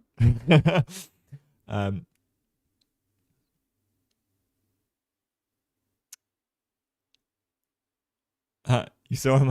I confirm. Matt gets very much focused on the match. So tired after. I have to pick up that was the one night I had 1 hour sleep that night. So that's different. How do you make a living out of chess if you're really good but not like top players? Well, like me, I make a living out of chess, but that's from my creative background as well. So I use my skill sets. So Chess Dojo, I help out with their marketing. I do some video editing behind the scenes for a lot of the chess influencers, or a small handful. I then also I've managed to take on some freelance projects in chess, sort of design. So I used to be head of design and digital for a global creative agency. So essentially I've got skill sets in the creative area, and I think that is very lacking in chess. So I am trying to fill that void because I love chess and I would love to just do it for chess all the time. So that's like how my approach to how I make money. That's not going to work for everybody because they don't have my experience. I'm not trying to be a massive influencer. I don't really care about the following growth or people watching me on Twitch. I just love it. And it's helped me build my network and got me to a point where I'm known in the chess world and I'm known as this creative that can do cool things in the chess world. So I made a few chess reels and they got me loads of jobs. And to the point that because my reels are different from anyone else's in the chess world, no one makes stuff like I do. I had so many jobs come through just from making 12 videos, essentially. In the first championship, she won without any boxing. Oh, nice, Berlin. Anyway, what's my FIDE rating? 1770. But I like to think I'm a little bit underrated. I just gained 100 elo in a tournament and stuff like that. And I've had performance ratings of like in the 18s and 1900s. So hopefully we'll see some rating gain soon. But in any case, or we have seen rating gain. Hopefully it will continue. In any case, we go for the trade and knight e4 played, which I think is a very smart move. Knight isn't coming to d6 in my opinion yet. If we ever can, we will, but taking gives us an isolated pawn and the king is just going to like mooch in and sit in front of it. And it's really hard to do anything. With this play, I think I might have preferred queen d1. But maybe Pietro is just trying to keep some pieces on the board, but the rook coming in here is really nice. Our opponent is playing well. Maybe a6 is an idea. And if we take, we're kind of like, we're never really getting the opportunity that we want. We can't get the knight to c5 either, which might have been the eventual plan. So it's really hard to do anything. We probably need to bring the king in. It's not an end game, but we might have to initiate some trades. These pawns, this looks like things could suddenly get dangerous for us. And I'm struggling to understand what it is that we actually do. And so I think queen c2 is interesting because then we're looking at trading the rook in a way that might be a bit more beneficial for us. But it's really hard to say. Thank you for following Summary, Mike. I appreciate it. You're 13 ratings less than me. 13? You're only 1700. So you're 17 something then, right? I can't remember.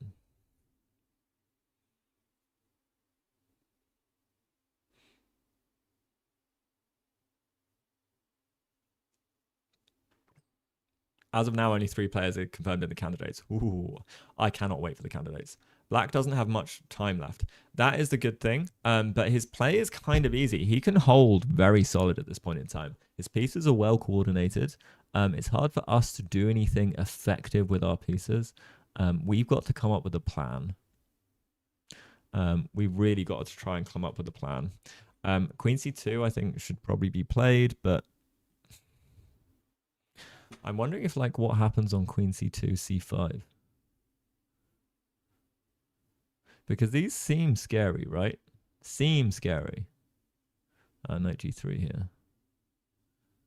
And that doesn't work. Because we will pick up pawns. Nice. So maybe queen c2 is the play. So c5 is too much. Maybe we just chill with like a6. Max name is 75% math. But still can't do math. True.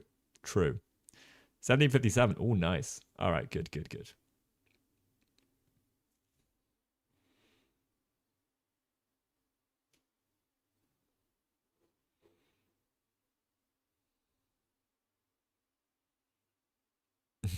anyone. Depends on the position. Depends on the position. Yeah, it's a rare match when Pietro isn't down on time, right? Okay, so Pietro could well tank though to try and figure out how to win or do well in this position.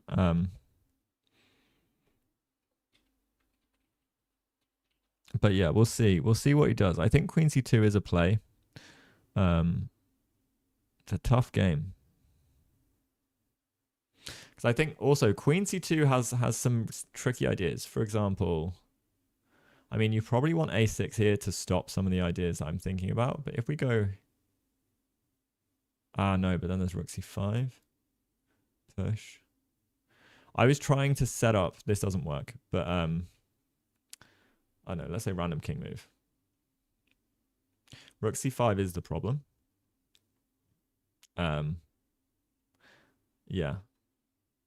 And then you have Rook C4, which is a shame because I was essentially trying to take and then take on B5 to gain a pawn. But we just can't make it work. So this is the kind of thing that Pietro is probably looking for, and trying to figure out what he can do.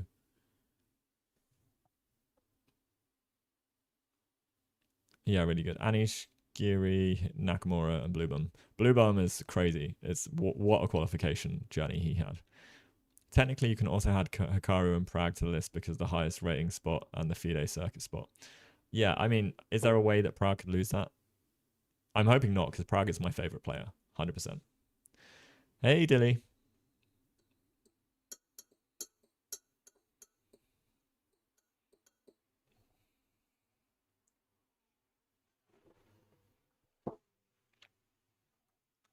Five out of 8 are decided. The last 3 will be decided by the top 3 FIDE World Cup that is taking place in India and Goa. Nice.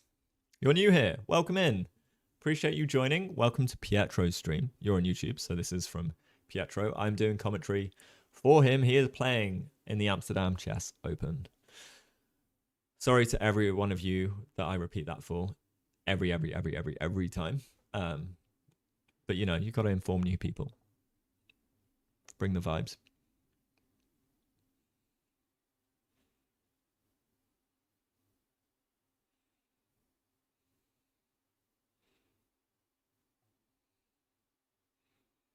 Magnus just doesn't care. Magnus does not want to be a part of this, of classical chess.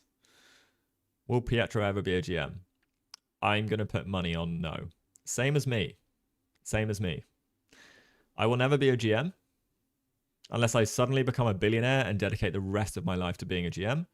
No, I would be happy I would be happy with an FM. If I got to FM, that would be incredible. And that would probably be a life's work of dedication. That's like 8 hours a day on chess, I think. Do you have any tips to say to a young man in general? Yes, I do. So everyone wants certain people in their life. Everyone's like, I want a certain type of friends. I want people that care about me. I want people are everything as well in your life. And you always have a criteria of like, oh no, mate, it could even be like, oh, this is the kind of girl I want in my life, or boy, or like whatever your preference is. Which is great. You got to know like you want happy, positive people. But you need to be every one of those things that you want from someone else. So if you want honest people in your life, be honest. If you want caring people in your life, be caring, be kind. And in every moment where you appreciate something or you enjoy something, live in that moment and tell people in that moment. If something was fun, be like, guys, I really enjoyed this. This was amazing. You do not know the impact that has on people in general and in how they perceive you and want stuff from you. So, don't be a fool and resign. Tell people all of the things. Tell people when something is meaningful to you. Tell them and say, this was great. You did a really nice job finding this restaurant or planning football or yeah. Because people get super positive vibes from hanging out with you from that as well. And you just won't regret ever not saying anything that you enjoyed, and people will always know that you cared. It's not just about having a partner. It's not about being alone. But yeah, as you get older, you appreciate these things, even if you're introverted and don't like hanging with people. The things you appreciate, again, you tell people what you appreciate because life without other people, even if you want to be alone, there are still other people that are part of your life to some extent, right?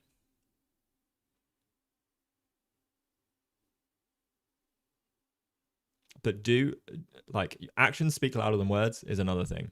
Like, do things, don't just say it. Just do. This is why I've done so much stuff and why someone was like, how have you done so many things?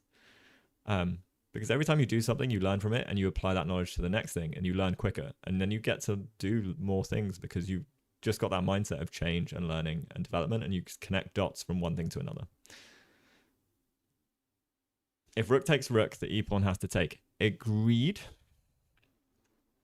Well, not 1,000,000%.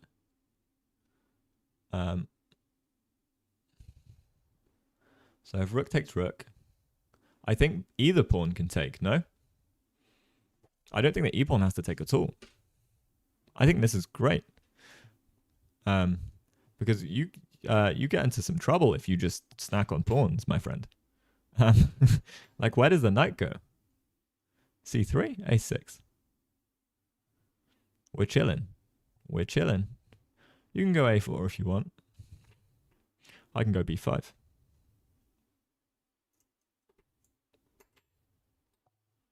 Or maybe I can just go bishop C5, huh? Or queen C5. Queen C5 is better at defending, maybe, but...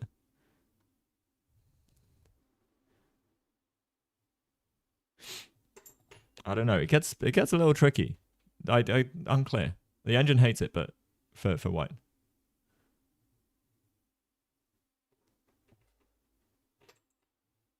You didn't see the bishop. It's all good. You didn't see the knight being killed. It's all good. It's all good. Best chess book, in my opinion. Ooh, okay, that's a good one. I haven't read that many. But it depends on what your goal is.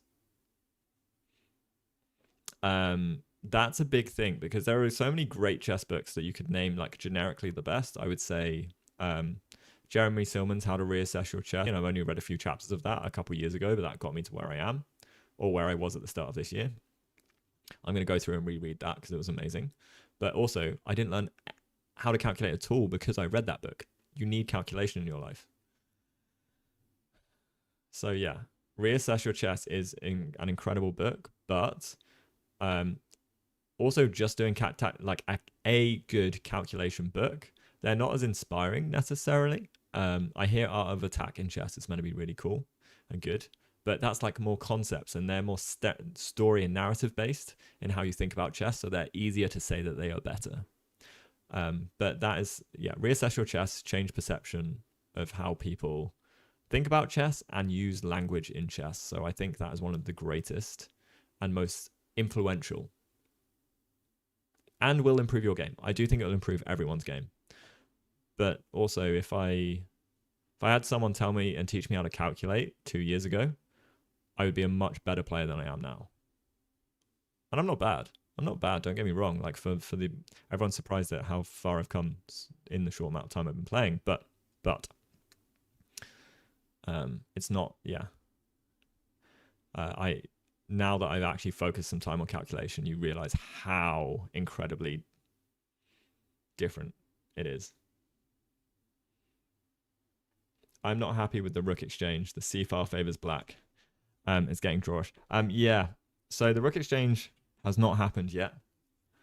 I think to be honest, if anything, black is okay. The engine states that black is a touch better. I think I believe in that assertion from the engine because our pawn structure is locked on light squares, on dark squares as it currently stands. There's a dark squared bishop. Knight versus bishop endgame. Bishop wins. Or is the one pushing, not wins. Sorry, we're the side pushing if we've got the bishop. So follow-on question: what's the best way to improve a calculation? Puzzles.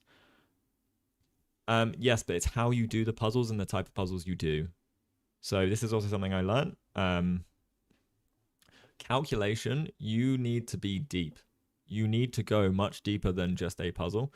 You need to understand the branches and layers of things Chess Tactics from Scratch was an incredible book for me to, and is, I have not finished it, an incredible book. I'm like halfway through the 300 puzzles. I spend anywhere between 5 and 25 minutes on each puzzle, on the harder ones anyway.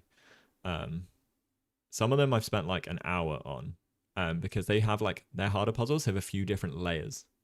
And then you really learn to be like, and hold different positions and evaluate. And so you need to look at candidate moves for every move, every single move, everyone. What the options are, and like hold that, and like, so that is incredible exercise for calculation. So it's puzzles, but it's how you do them. And Chess Tactics from Scratch, it's not just the puzzles, it has a good systematic approach to teach you different themes in tactics, and then you've got to sit down and do the calculation properly. Do you think the day review is good for chess or even routine? What's the day review? I don't actually know. Still, Queen D1. I agree. Queen D1 I like. I like Queen C2 because just trying certain potential things out. If Rook C5, I'm blind, guys. Knight C5. I mean, it's a good thing that eval bar's there, so when I make a blunder, at least I can figure it out.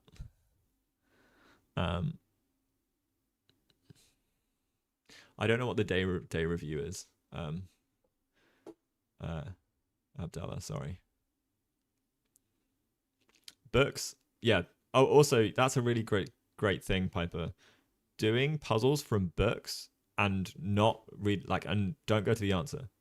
Like, I actually had a puzzles PDF that didn't have any answers, so I just had to figure it all out and be confident that I'd figured it out, and just be like, think that I had done it, kind of thing. And then later on, I'd go back and maybe check with an engine for some of them, because they were complicated. Pietro is a great name. Pietro is an incredible name. Queen D1 is putting pressure on D6. But D6 isn't the square that we need to put pressure on. I don't think, like, because if we get the knight there, we just we can't isolate the pawn. And there's no pressure on D6. The rook is permanently fixed to D5. There is nothing you can do. Like, I can ignore this because there is not pressure.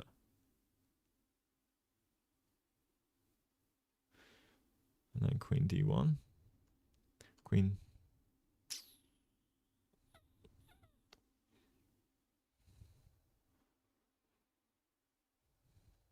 Yeah, I don't know whether black wants to trade either. No, I think black does want to trade.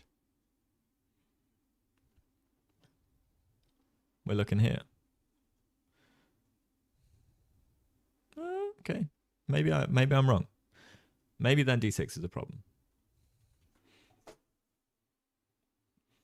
It's Independence Day in the country I'm in. Oh, amazing!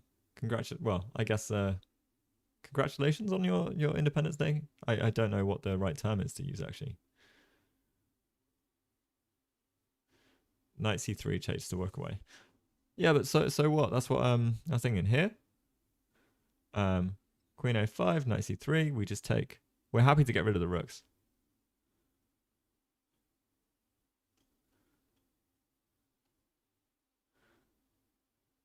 Oh, now we can take on Knight 2, and then you go Knight D6. But Queen to, oh yeah, then you just lose everything. Yeah. Gotta be careful. I don't know. But you're not from the country you live in. Ah, okay. I mean, still, it must be nice to be part of a culture that's celebrating, hopefully. What happened in the first round? Unfortunately, Pietro got low on time. He was playing really well, but his position just crumbled. I think he didn't have enough time in the end. He was tanking. So yeah, Pietro taking his time. There's a lot to consider and figure out.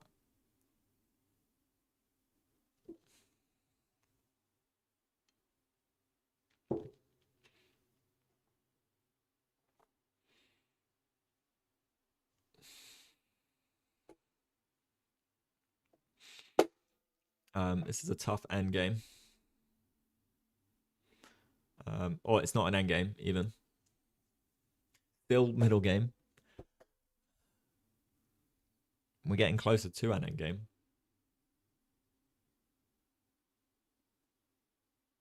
I wonder how Joel is doing quickly as well. Oh, Pietro's about to make a move.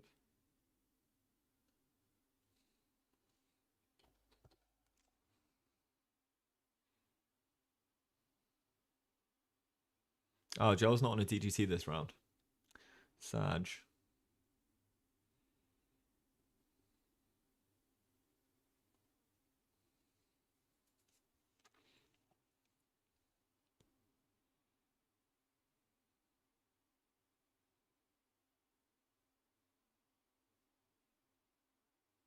The day review is you reviewing your day and when you didn't play chess and why. Oh, I've never heard of that. I play chess almost every day. He's probably going through all the fools will resign the positions. Yeah. Okay, Queen C2. I think this is a banging move. I prefer this over Queen C1. 100%. I think this is a great move. This shows some class.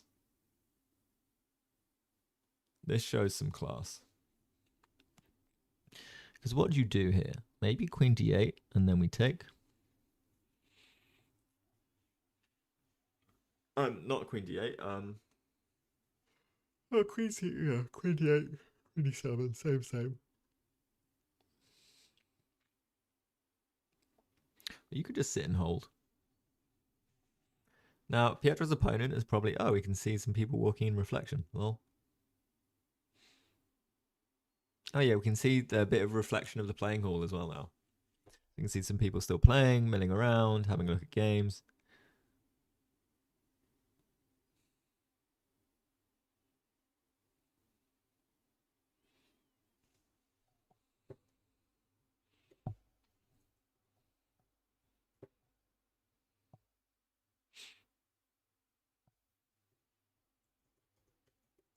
I love being in a chess playing venue. And what's the name of the playing venue? I actually don't know the playing venue. All I know is he's playing in the Amsterdam Open. I don't know where the venue is. Oh, when you don't play good in chess and why? Oh, yeah. I think that's a good thing to do. You should always review your games. Oh, C5, huh? All right. It's a weirdly natural move to play, but now we literally looked at this. You cannot do this. And the key reason was, let me figure it out.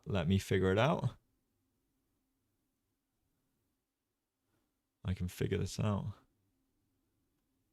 Either Queen B3 or Queen D3. I think both work. And you lose a pawn.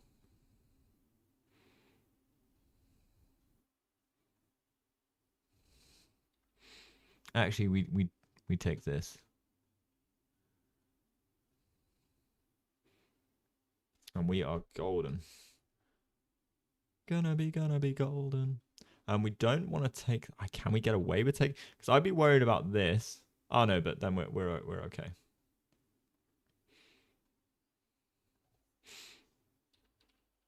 Yeah. Okay, we got a chance. Mistake made. Time to pounce.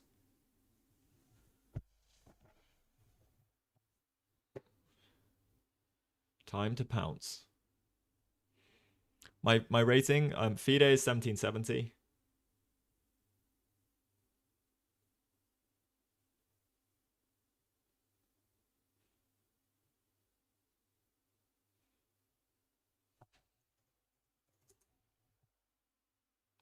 What's my favorite song? Oh, that's really hard. That's a tough one. Depends what mood I'm in, but some of the classics are Ben Howard's "Keep Your Head Up." That's up there. I don't know. There's a lot of songs depending on the vibe. Big vibes are hard to. There's so many good songs, man. Yeah, it really depends on what mood I'm in. Red Hot Chili Peppers, Can't Stop was up there, or Can't Stop or Under the Bridge was up there for a long time. I'm really bad with song names in general. Lose Control, Teddy Swims at the moment. Ah, love that. Ordinary, again, like big vibe songs. What's my favorite opening? French Defense. For how long have you been playing? Since morning. I've been doing commentary since, or like I set up this morning at like 7. I was setting up, and then I started commentary at like 8:30 in the morning. So we've done about 8 hours of commentary today so far. You're 1467 FIDE and 1900 rapid, but in classical games, I feel like I don't know what I'm doing. Any suggestions? Practice. Calculation work. Do a lot of deep calculation work. Chess Tactics from Scratch is a good book. Maybe some strategic understanding from Reassess Your Chess, but just pick one thing and work on it. Calculation, everyone needs to do, though. Everyone. Everybody.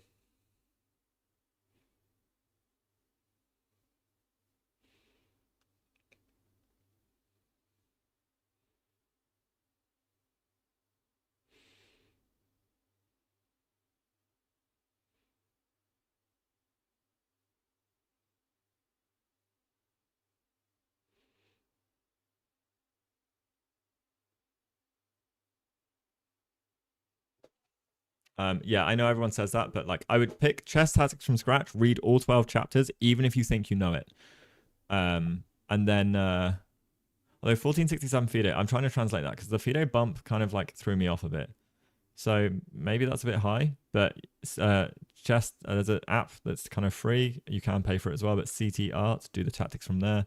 But like you need some deep calculation, and looking at candidate moves and having a good calculation process, not just you need to develop a good process. How to reassess your chess is great for strategic process as well.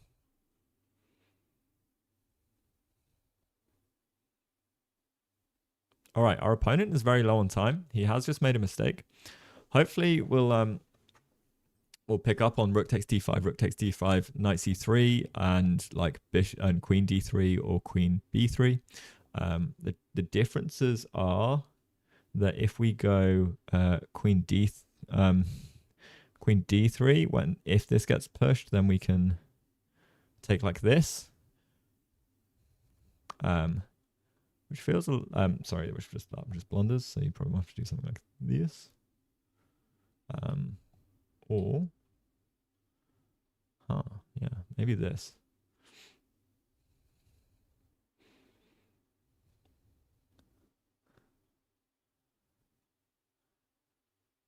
Wow. Yeah. Okay.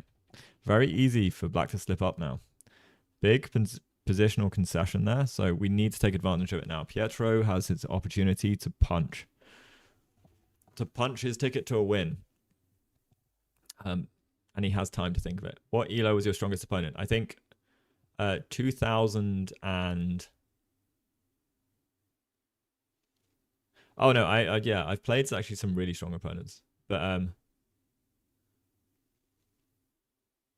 20, probably like 2180, something like that, I think. But I've drawn some 2000 rated FIDE players, so a 2050 and a 2015 or something like that. So I've taken some points off some above 2000 players, which is cool in classical FIDE. So we're working on that until we get the win. So now my next aim is to beat someone 2000 up, which is doable, which is completely doable. I'm so much stronger than I was 3 months ago. So much stronger. That said, like that's in a rated game. I've played Norway's number 6 in Blitz at a friend's house.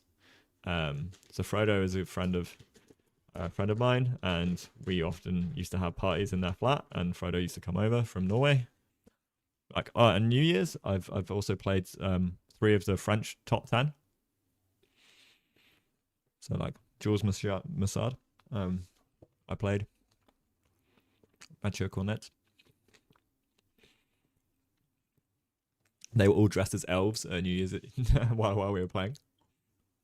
They were complaining I was playing chess, being like, "What are you doing with your life?" I'm like, "I haven't spent my life on chess. I've just learned." So, like, you're all GMs. I get why you don't want to play.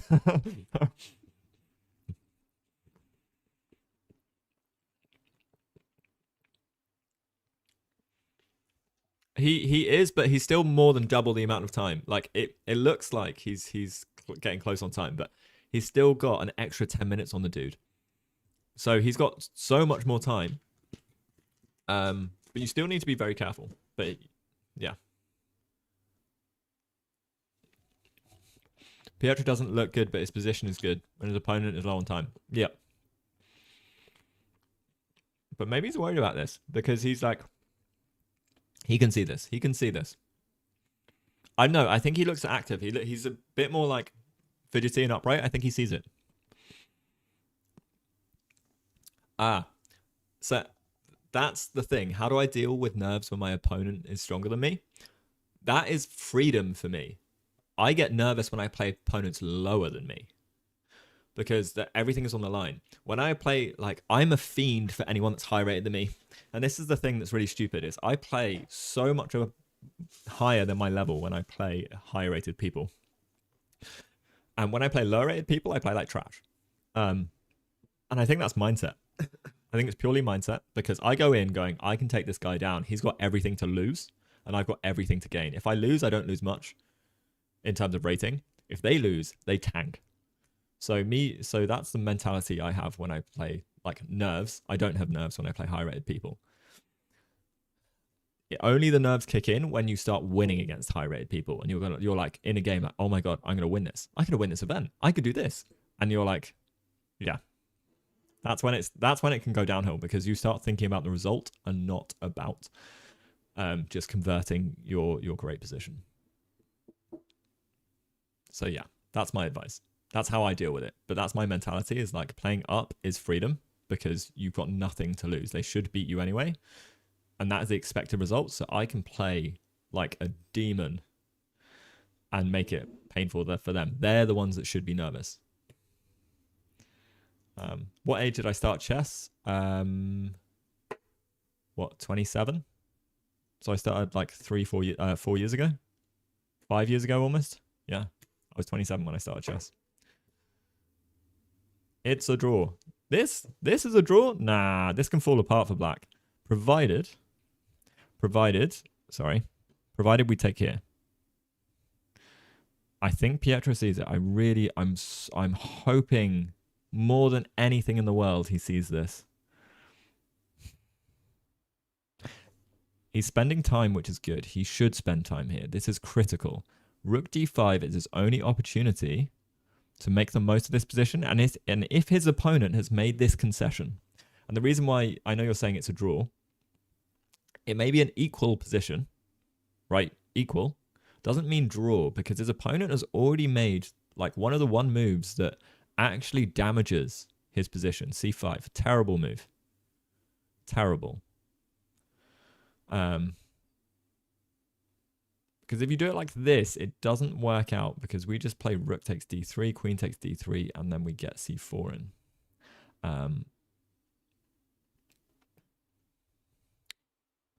And so you have to play rook takes d5, and then we attack both pawns, and we attack both pawns again. I think I prefer it this way, personally.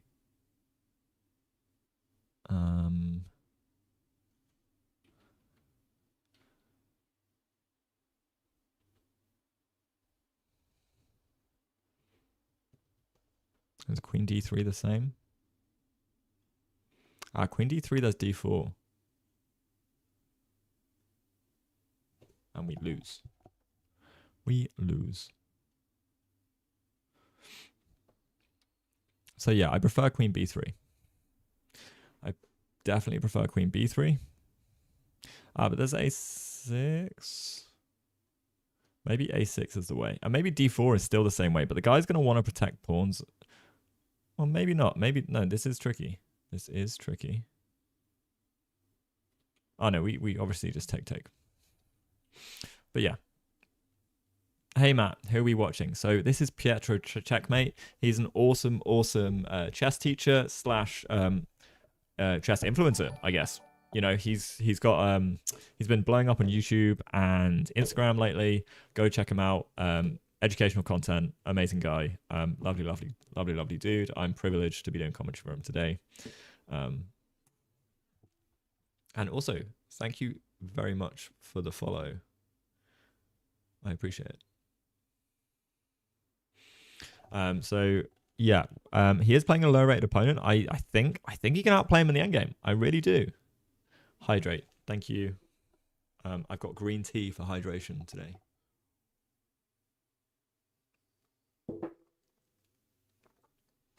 I'll also stretch and do posture because we have been sat down. We are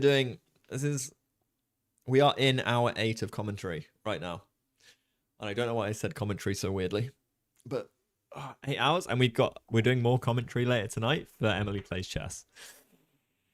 How's he doing? 1 of 1. Unfortunately not. He lost the first round in low time. He played very well, extremely well in the opening, and I think just low time is what killed him because he did play well. Hello.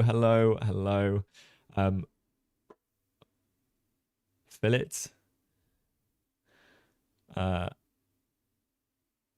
Go Phil Fish. Yep. I did not say that right, but I never say anything. Get down and give me 5. Not a chance. Not a chance. So he plays knight c3 first. Interesting choice. So now rook d3 comes with problems of c4, which I think he's trying to establish some... I'm just trying to think if there's anything he's trying to do. I don't get it. I don't get it at all. Yeah. This is a shame. But his opponent has to think. But I think his opponent will just take things off the board.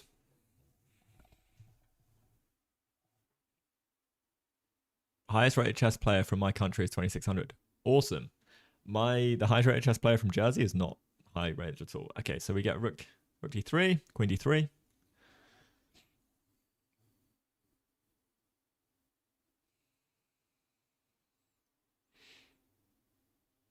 Now c4, I'm assuming, will just come for us. Feels like it should make a lot of sense.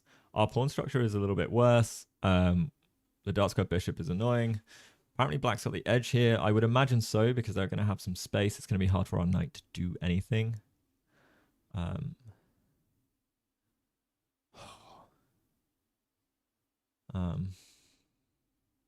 don't like queen d4 because I'm worried. Very worried about all of this.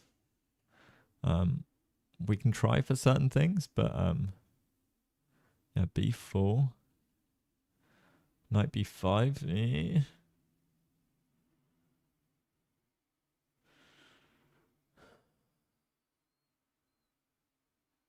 We're just trading pawns for pawns, but it's kind of hard. This is very hard. That is hard, yeah. But low time, they're going to start making these mistakes. It's going to be really... this could go either way still, because time is low. Pietro still has double the amount of time as his opponent. Do I prefer green tea? I do not have sugar in my tea. But green tea... I mean, this is green tea with peppermint. I don't do like straight green tea that often. Like, it's very bitter, so I wouldn't be surprised if I did want to put sugar in it. But I don't have sugar in my coffee or any other teas. So I probably without. Tea with sugar is wrong. Yeah, I woke up one day. So when I was a kid, I used to have like 2 teaspoons of sugar in my tea. And then there was just one, and coffee. And there was one day I just woke up and I was like, I don't want it. And that was it. It was really weird. I didn't want it anymore. Green tea with sugar. Good Lord. You've hurt Ali's sensibilities there. Ali, was that in time? Did I get back to you fast enough on that one? Did I nail it? Did I keep up with chat? Sorry, ongoing joke of me not ever being able to follow chat. I am dyslexic, guys. That's my thing. I nailed it. Great. I'm sure I nailed it. Max lol.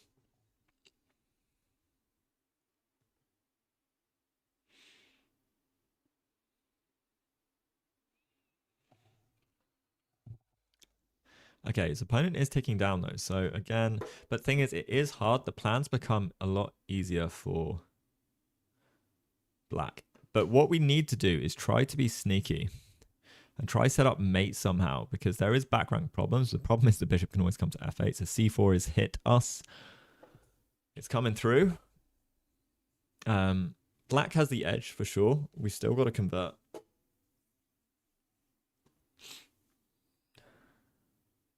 Now, it would be lovely if we had like some knight takes b5 tactics. We don't, in short.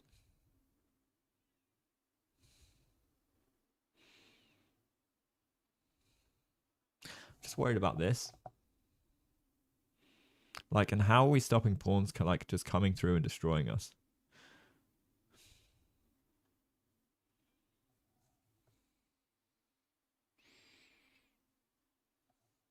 Ah, this would be nice. This would be glorious.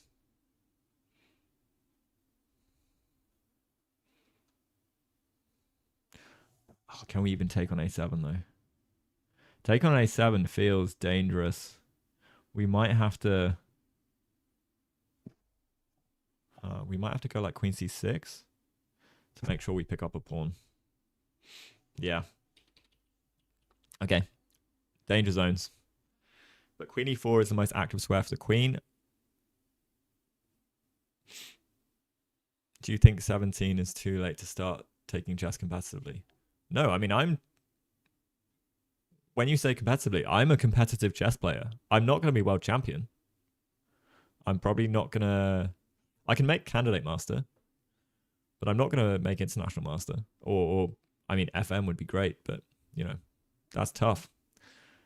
But yeah, you can take chess competitively at any age. Depends on what level of competition you want. And you're never going to know how far you can go without actually competing. My greatest achievement in life. That's a big one. It depends how dedicated you are as well. Greatest achievement in life. Wow, epic. I don't know if there's a greatest. Don't know. Life is a funny old thing, innit? Guess your age. Well, I'm gonna say young because you asked me to guess your age, which either means young or old. I don't know. 16. There we go. I don't know how to guess your age. Oh, 2009. So actually probably 16. Yeah, crazy. What is the full meaning of FM? FIDE master. Do you think chess will die and return like before? No, I think chess is here to stay. My math skills are on point. And the hilarious thing with that Sweet Blues is that I didn't even read 2009. Maybe it's my subconscious, but I just like, that wasn't even maths. That was pure intuition. 11. Lol. Do you think I can become an NM? Yes. I think anyone can become an NM. I think anyone can.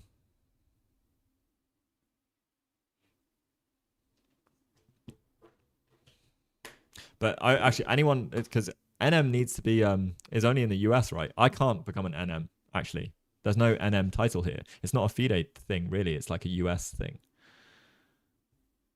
So yeah. How many masters? A few thousand. A couple thousand. There's not many. There's 605 million chess players. Only a couple thousand are masters.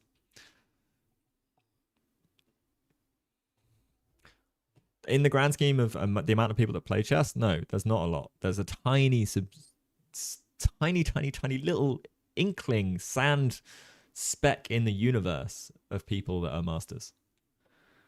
What country does Matt live in? Good question. Good question. Is it a country? Some say. Okay, so knight b5 played. we're a little worried. There is one clean move that needs to be played, I think, by our opponent, which is queen c5. I think queen b6 allows some of this stuff that we were looking at. Oh, it allows maybe like the knight d6 ideas. Whereas queen c5 also protects this pawn. So knight d6 does no longer work because we just push down the c file and we are losing. Queen c5 is going to be hard. Queen b6 is maybe kind of natural, but this is such a much more multi-purpose move. Covers this, this, and this. So we need to be careful. And then if we go here, there's queen takes pawn. Queen c5 played. This is brutal. I hope he gets out of this. This is absolutely brutal. Tough start to the tournament. Born and raised, currently residing in Jersey. A real bean. A real bean. Nice, Ali, you legend. You legend. Maybe we should make it home. I'm not sure. No, Jersey. Keep it Jersey. Yeah. And you got the Jersey flag. Love it.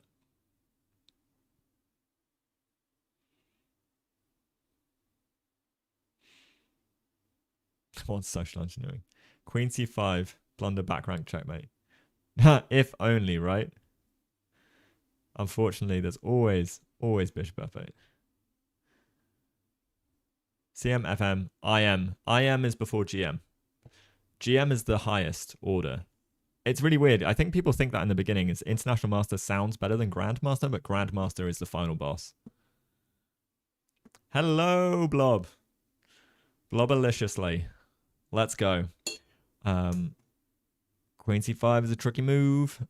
We actually need to play knight d4, which makes a lot of sense. I think if c3 comes, maybe we just play queen c2. I don't like b takes c. I like queen takes c2. We still need to be able to deal with these pawns, man. It's crazy. How? Maybe there's... nope. Maybe we need... nope. This is tough. This is tough, and...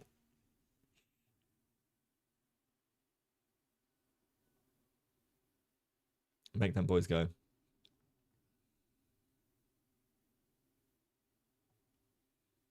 What's WC?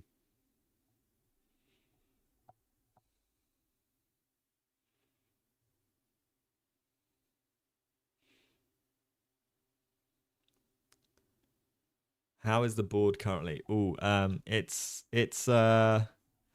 is the board currently. It's tough, is what it is. Oh, world champion, I see. Nah. World champion is world champion. You are a champion.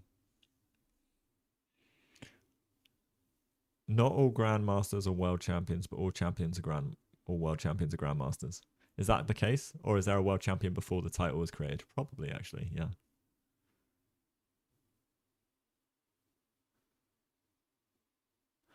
Is it difficult? It is difficult for good players of small nations to get a title. They don't have many tournaments. Yes and no. They have the Olympiad, and then that's easy to get a title in some ways. If you perform at the Olympiad at a 50% score, you can get awarded the CM title. You have to have held a rating of 2,000 FIDE at one point or another.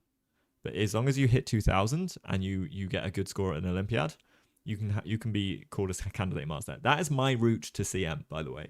I can get a fake CM title essentially if I make it to the Olympiad, but I've got to get past a bunch of 2,000 rated players, which I have done for the small nations, so I can do it again.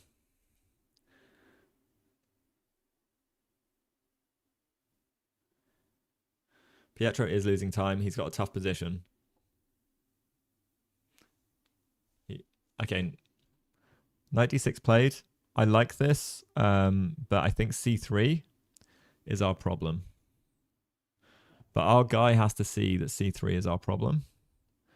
And not just take on d6 willy-nilly, which he might well do. But for example, c3, we kind of... Do we have to take? I think we have to. bc. I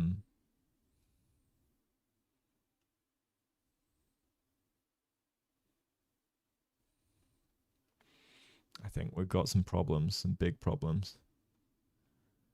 Ouch.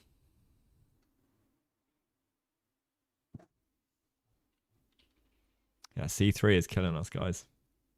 c3 is a stone cold killer.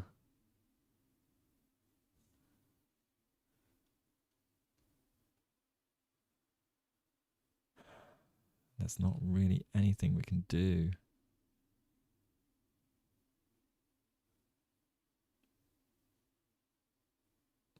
If you take the knight, I think we're okay, because if we do something like this, we're all good.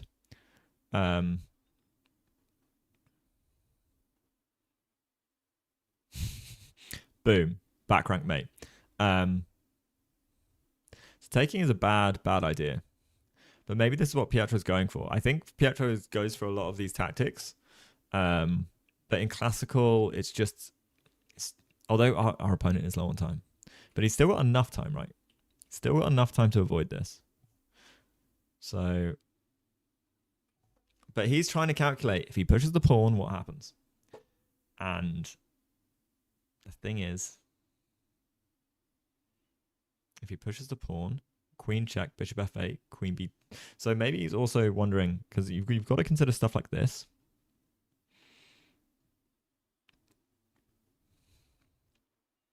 How about this? Queen takes e3. Oh, this is brutal. Yeah, just all the checks in the world, and we can't come in.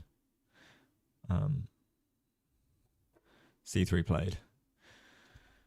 Queen c1, king up, queen takes, king down.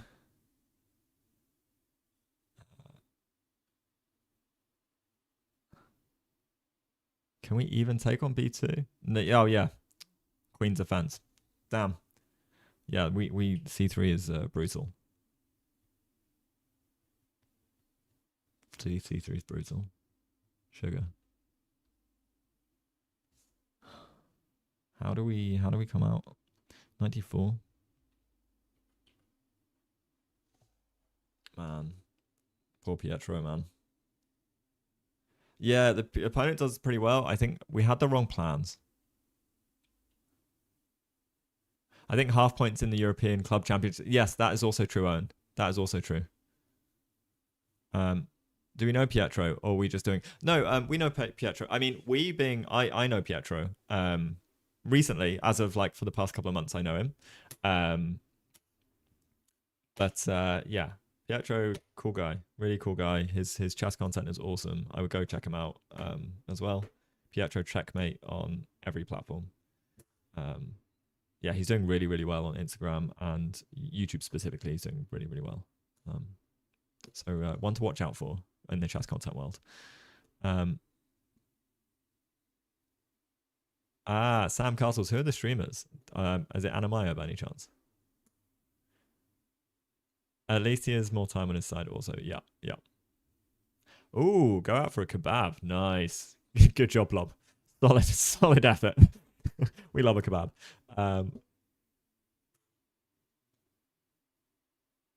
Yes, playing is... Yeah. Pietro is playing live right now, IRL. He's playing at a tournament in Amsterdam. So this is him below me. You can see. So I've been doing commentary. Although the last hour or so has been less commentary and more chat. So I appreciate the non-chess chat, guys. I'm sorry that it's not been so chess. We have gotten a bit tired. You haven't played actual over-the-board chess game that was timed. You should definitely do it. It's a whole different world. I was hooked. I'm a chess addict now because of OTB. Absolute addicts. There Oscar is. Where's Oscar? Where's Oscar? Is he hanging in the background? Is that him in the reflection? Oh, hi. Oh, no, there's Oscar. Oscar's in chat. Oscar's in chat. Chess Guy and Lonely Winter. Oh, nice. Tamara's there. And Chess Guy. I haven't actually met Chess Guy. It's one streamer that I don't really know. Nice. Oh, let's go to the live position.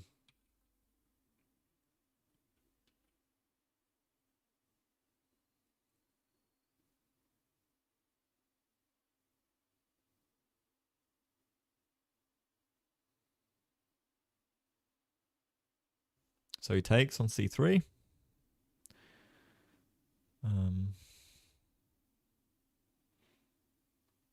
Maybe after takes, there's some kind of knight c3. This might be the only way you can try something, but the problem is, after this, we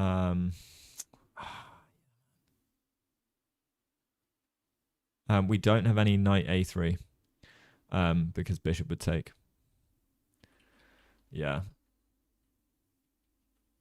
Shit. Sorry, guys. I apologize for the language. I'm just bummed. Strategically, this was a really tough game to go into. As in, once we allowed this knight trade, and then the bishop, and then b5, I think that's it. I think fatigue is like a huge one here. And he does go knight c3, which might still put a trick, like some small trick in it. But after queen d5, queen d5 check, bishop f8. Is there any like knight d6? Probably not. Oh no, queen d5 we can't even check. What am I saying? What am I saying? Queen d5, and then we're just a bit cooked.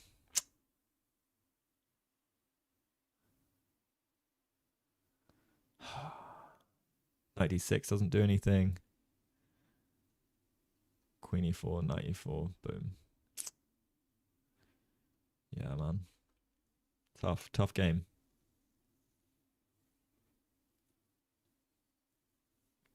I also don't think queen c4 also looks good.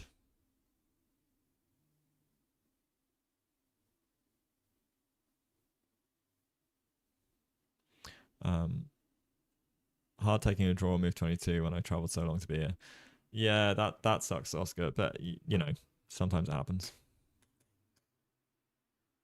4 more rounds. Indeed.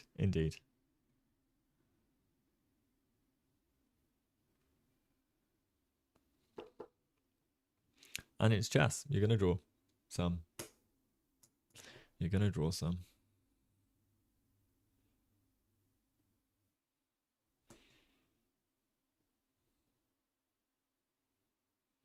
But this might, because his opponent's got a minute 20 left, right?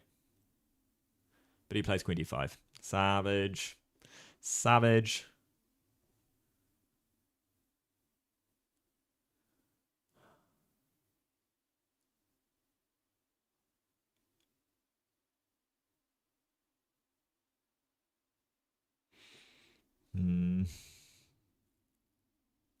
Pietro had the same thought that I did. The knight c3 might just hold.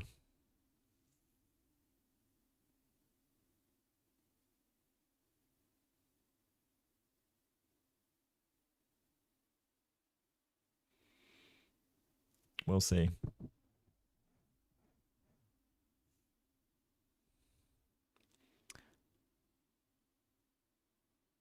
Joel won his game. His second game. It wasn't on DGT, so I couldn't check it out. Yeah, the opponent knew it was over a few bit moves ago. His body language changed as soon as the c3 stuff came through. It's a shame that the move order of rook d5, I think he had his shot. When he played knight c3, I think rook d5 takes and then knight c3. Maybe d4 is the play.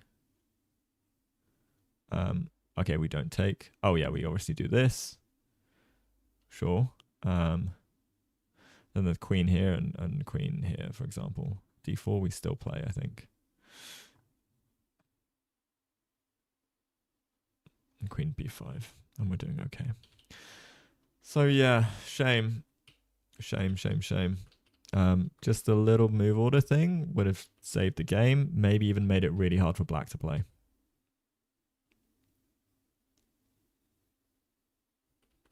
The best move here, I mean, is probably just queen d5 and you let them promote.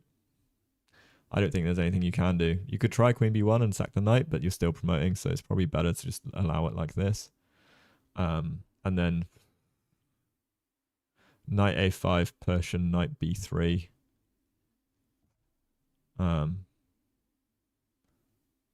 Bishop a3 seals the deal. And there we go. Oh, no way. Huge raid. Let's go. Cha-cha chess. My guy, how are you doing? I haven't seen much of you since Italy, but thanks, man. I appreciate the raise. Hope you're doing all right. We are in the dregs. In the dregs of the game. There's not too much we can do, but his opponent is low on time. So you never know, a miracle may happen. And also, thanks for the follow. I appreciate it, everybody. And thank you for the raid as well. Let's go, Mr. Houseline. Dude, I'm chilling, man. We're enjoying the chess life. I'm preparing. So I got on my nations team, the European Small Nations. So I'm preparing for that in November. So I'll be in Cyprus. We'll play a round robin against the 9 other teams. So it's like Luxembourg, Liechtenstein, Monaco, San Marino, all the small nations. So that should be pretty cool. I'm hyped. How about you? You doing good? But yeah, queen d5 here. It's pretty brutal. We can try takes, knight a5, knight b3. And it might make him think for a second. So that's the best approach we can come up with. We also have 5 minutes. He may just resign, but you've got to try. You've got to try some little things. Thing is, he's just had a brutal first round as well. So this is also a brutal second round to have come in.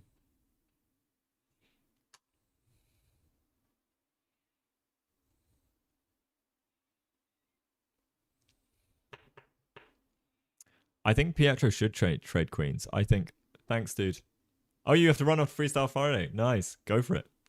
All right, take care, man. I think he has to trade queens. I think it's the best attempt with knight a5. You delay as long as possible. And as soon as knight a5 comes, the guy's like, oh, no, he's going to stop my pawn. And it almost looks like it works. It almost looks like it works. You can go bishop a3 straight away as well. King f2 push. But the guy still has to play and win this game on low time, right? So we go here. And we might be able to get our own passer. It's like, but if we get all of our pawns on light squares, this game can go on. This game can go on. So here, here, here, here. Actually, no, we probably need to do this first, annoyingly. Okay, we can't do this straight away. Yeah, okay. This is, okay. There's no way we're going to get this through. I mean, you got to hope. Sometimes you got to hope. So bishop for knight, but again, your opponent then has to just find moves, but they will just get 30-second increment, and it should be an easy conversion of anyone at this level. Once you're up the piece. Don't trade if I'm at a disadvantage, but your disadvantage is worse if you do something like this, because you're going to get, it's going to force you to trade anyway. Queen here and here, you will not be able to stop the pawn, and then you'll have to sack a queen and not have a piece, right? So let's say, okay, I'm 10 on lines. Engine move is g3. Queen c5 is the top move. f5 is the next top move. Or let's say king g2, but then that forces this trade. And we promote. So f5. F5. Queen b2. I'm now just going to... Okay, move out the way. Push. No back rank. We have to take. And then this is worse than if we go here, right? So yes, you're at a disadvantage, but your best advantage is to take knight here, bishop here, knight here, and then we get into this endgame, which is superior to being just down a queen. The game has progressed. Please have gone for the queen trade. The game has not progressed. Oh, it's progressed since then.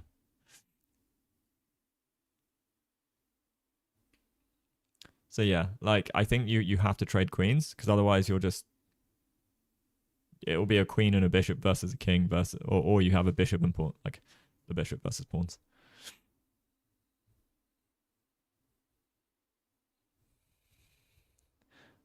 Trade is your signature move. In bullet, I can understand trading everything on the board. Absolutely everything. That makes so much sense to me. I'm guessing he found the line with the queen trade, where you've got to trade queens.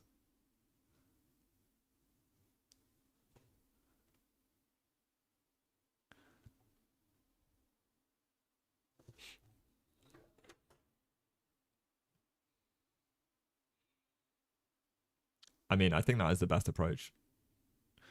I mean, it's still not the one, but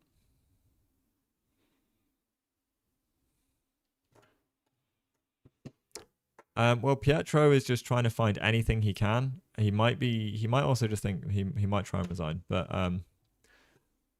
queen takes. Okay, he's giving up the knight.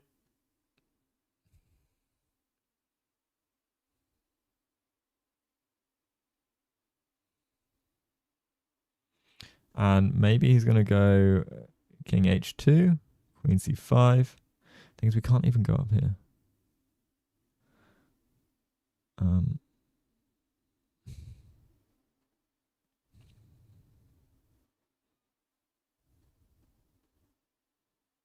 King f2. Queen c5 is coming. We probably need to do something like this. Thing is, this bishop can always come across.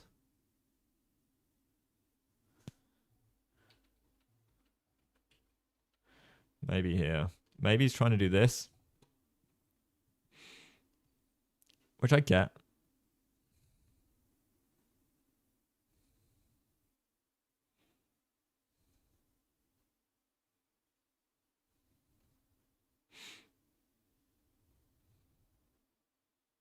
Okay. All right. I think the stream. Yeah, we are out of here. Stream has ended. So I think we're just about to see resignation. Oh, gutted, man.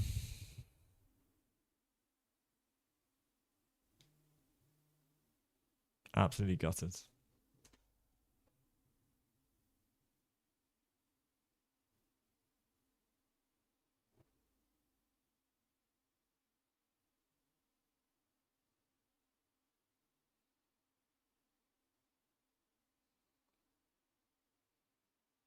Yeah, he's not going to pop on, which is fair enough.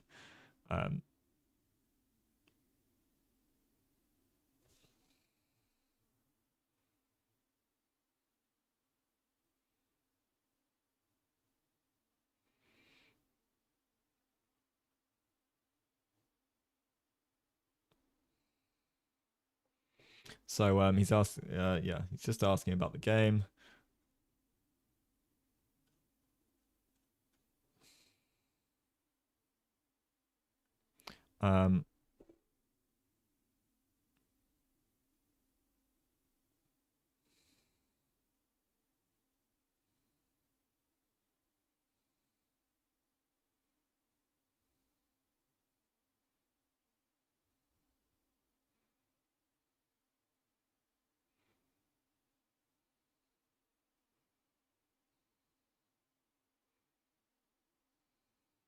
I'm just saying he's better till knight takes e5.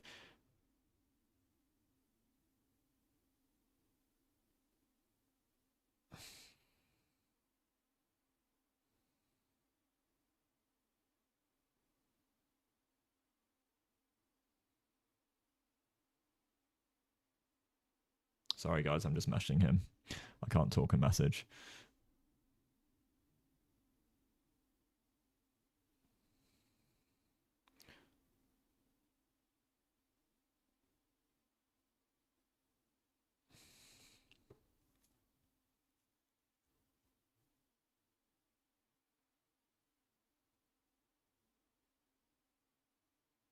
Yeah, he saw it.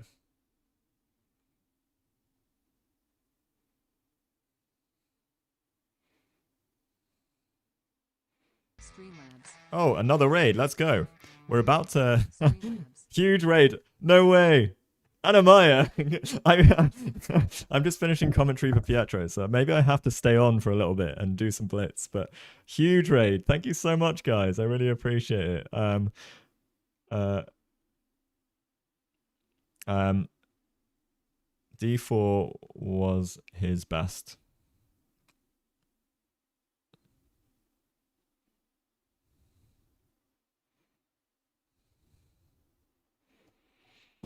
Okay. All right. Hello, everybody. I'm Matt. Welcome in. Welcome in. Welcome. Thank you for joining me from Animize Game. I was also doing commentary for the Amsterdam Open for Pietro Checkmate.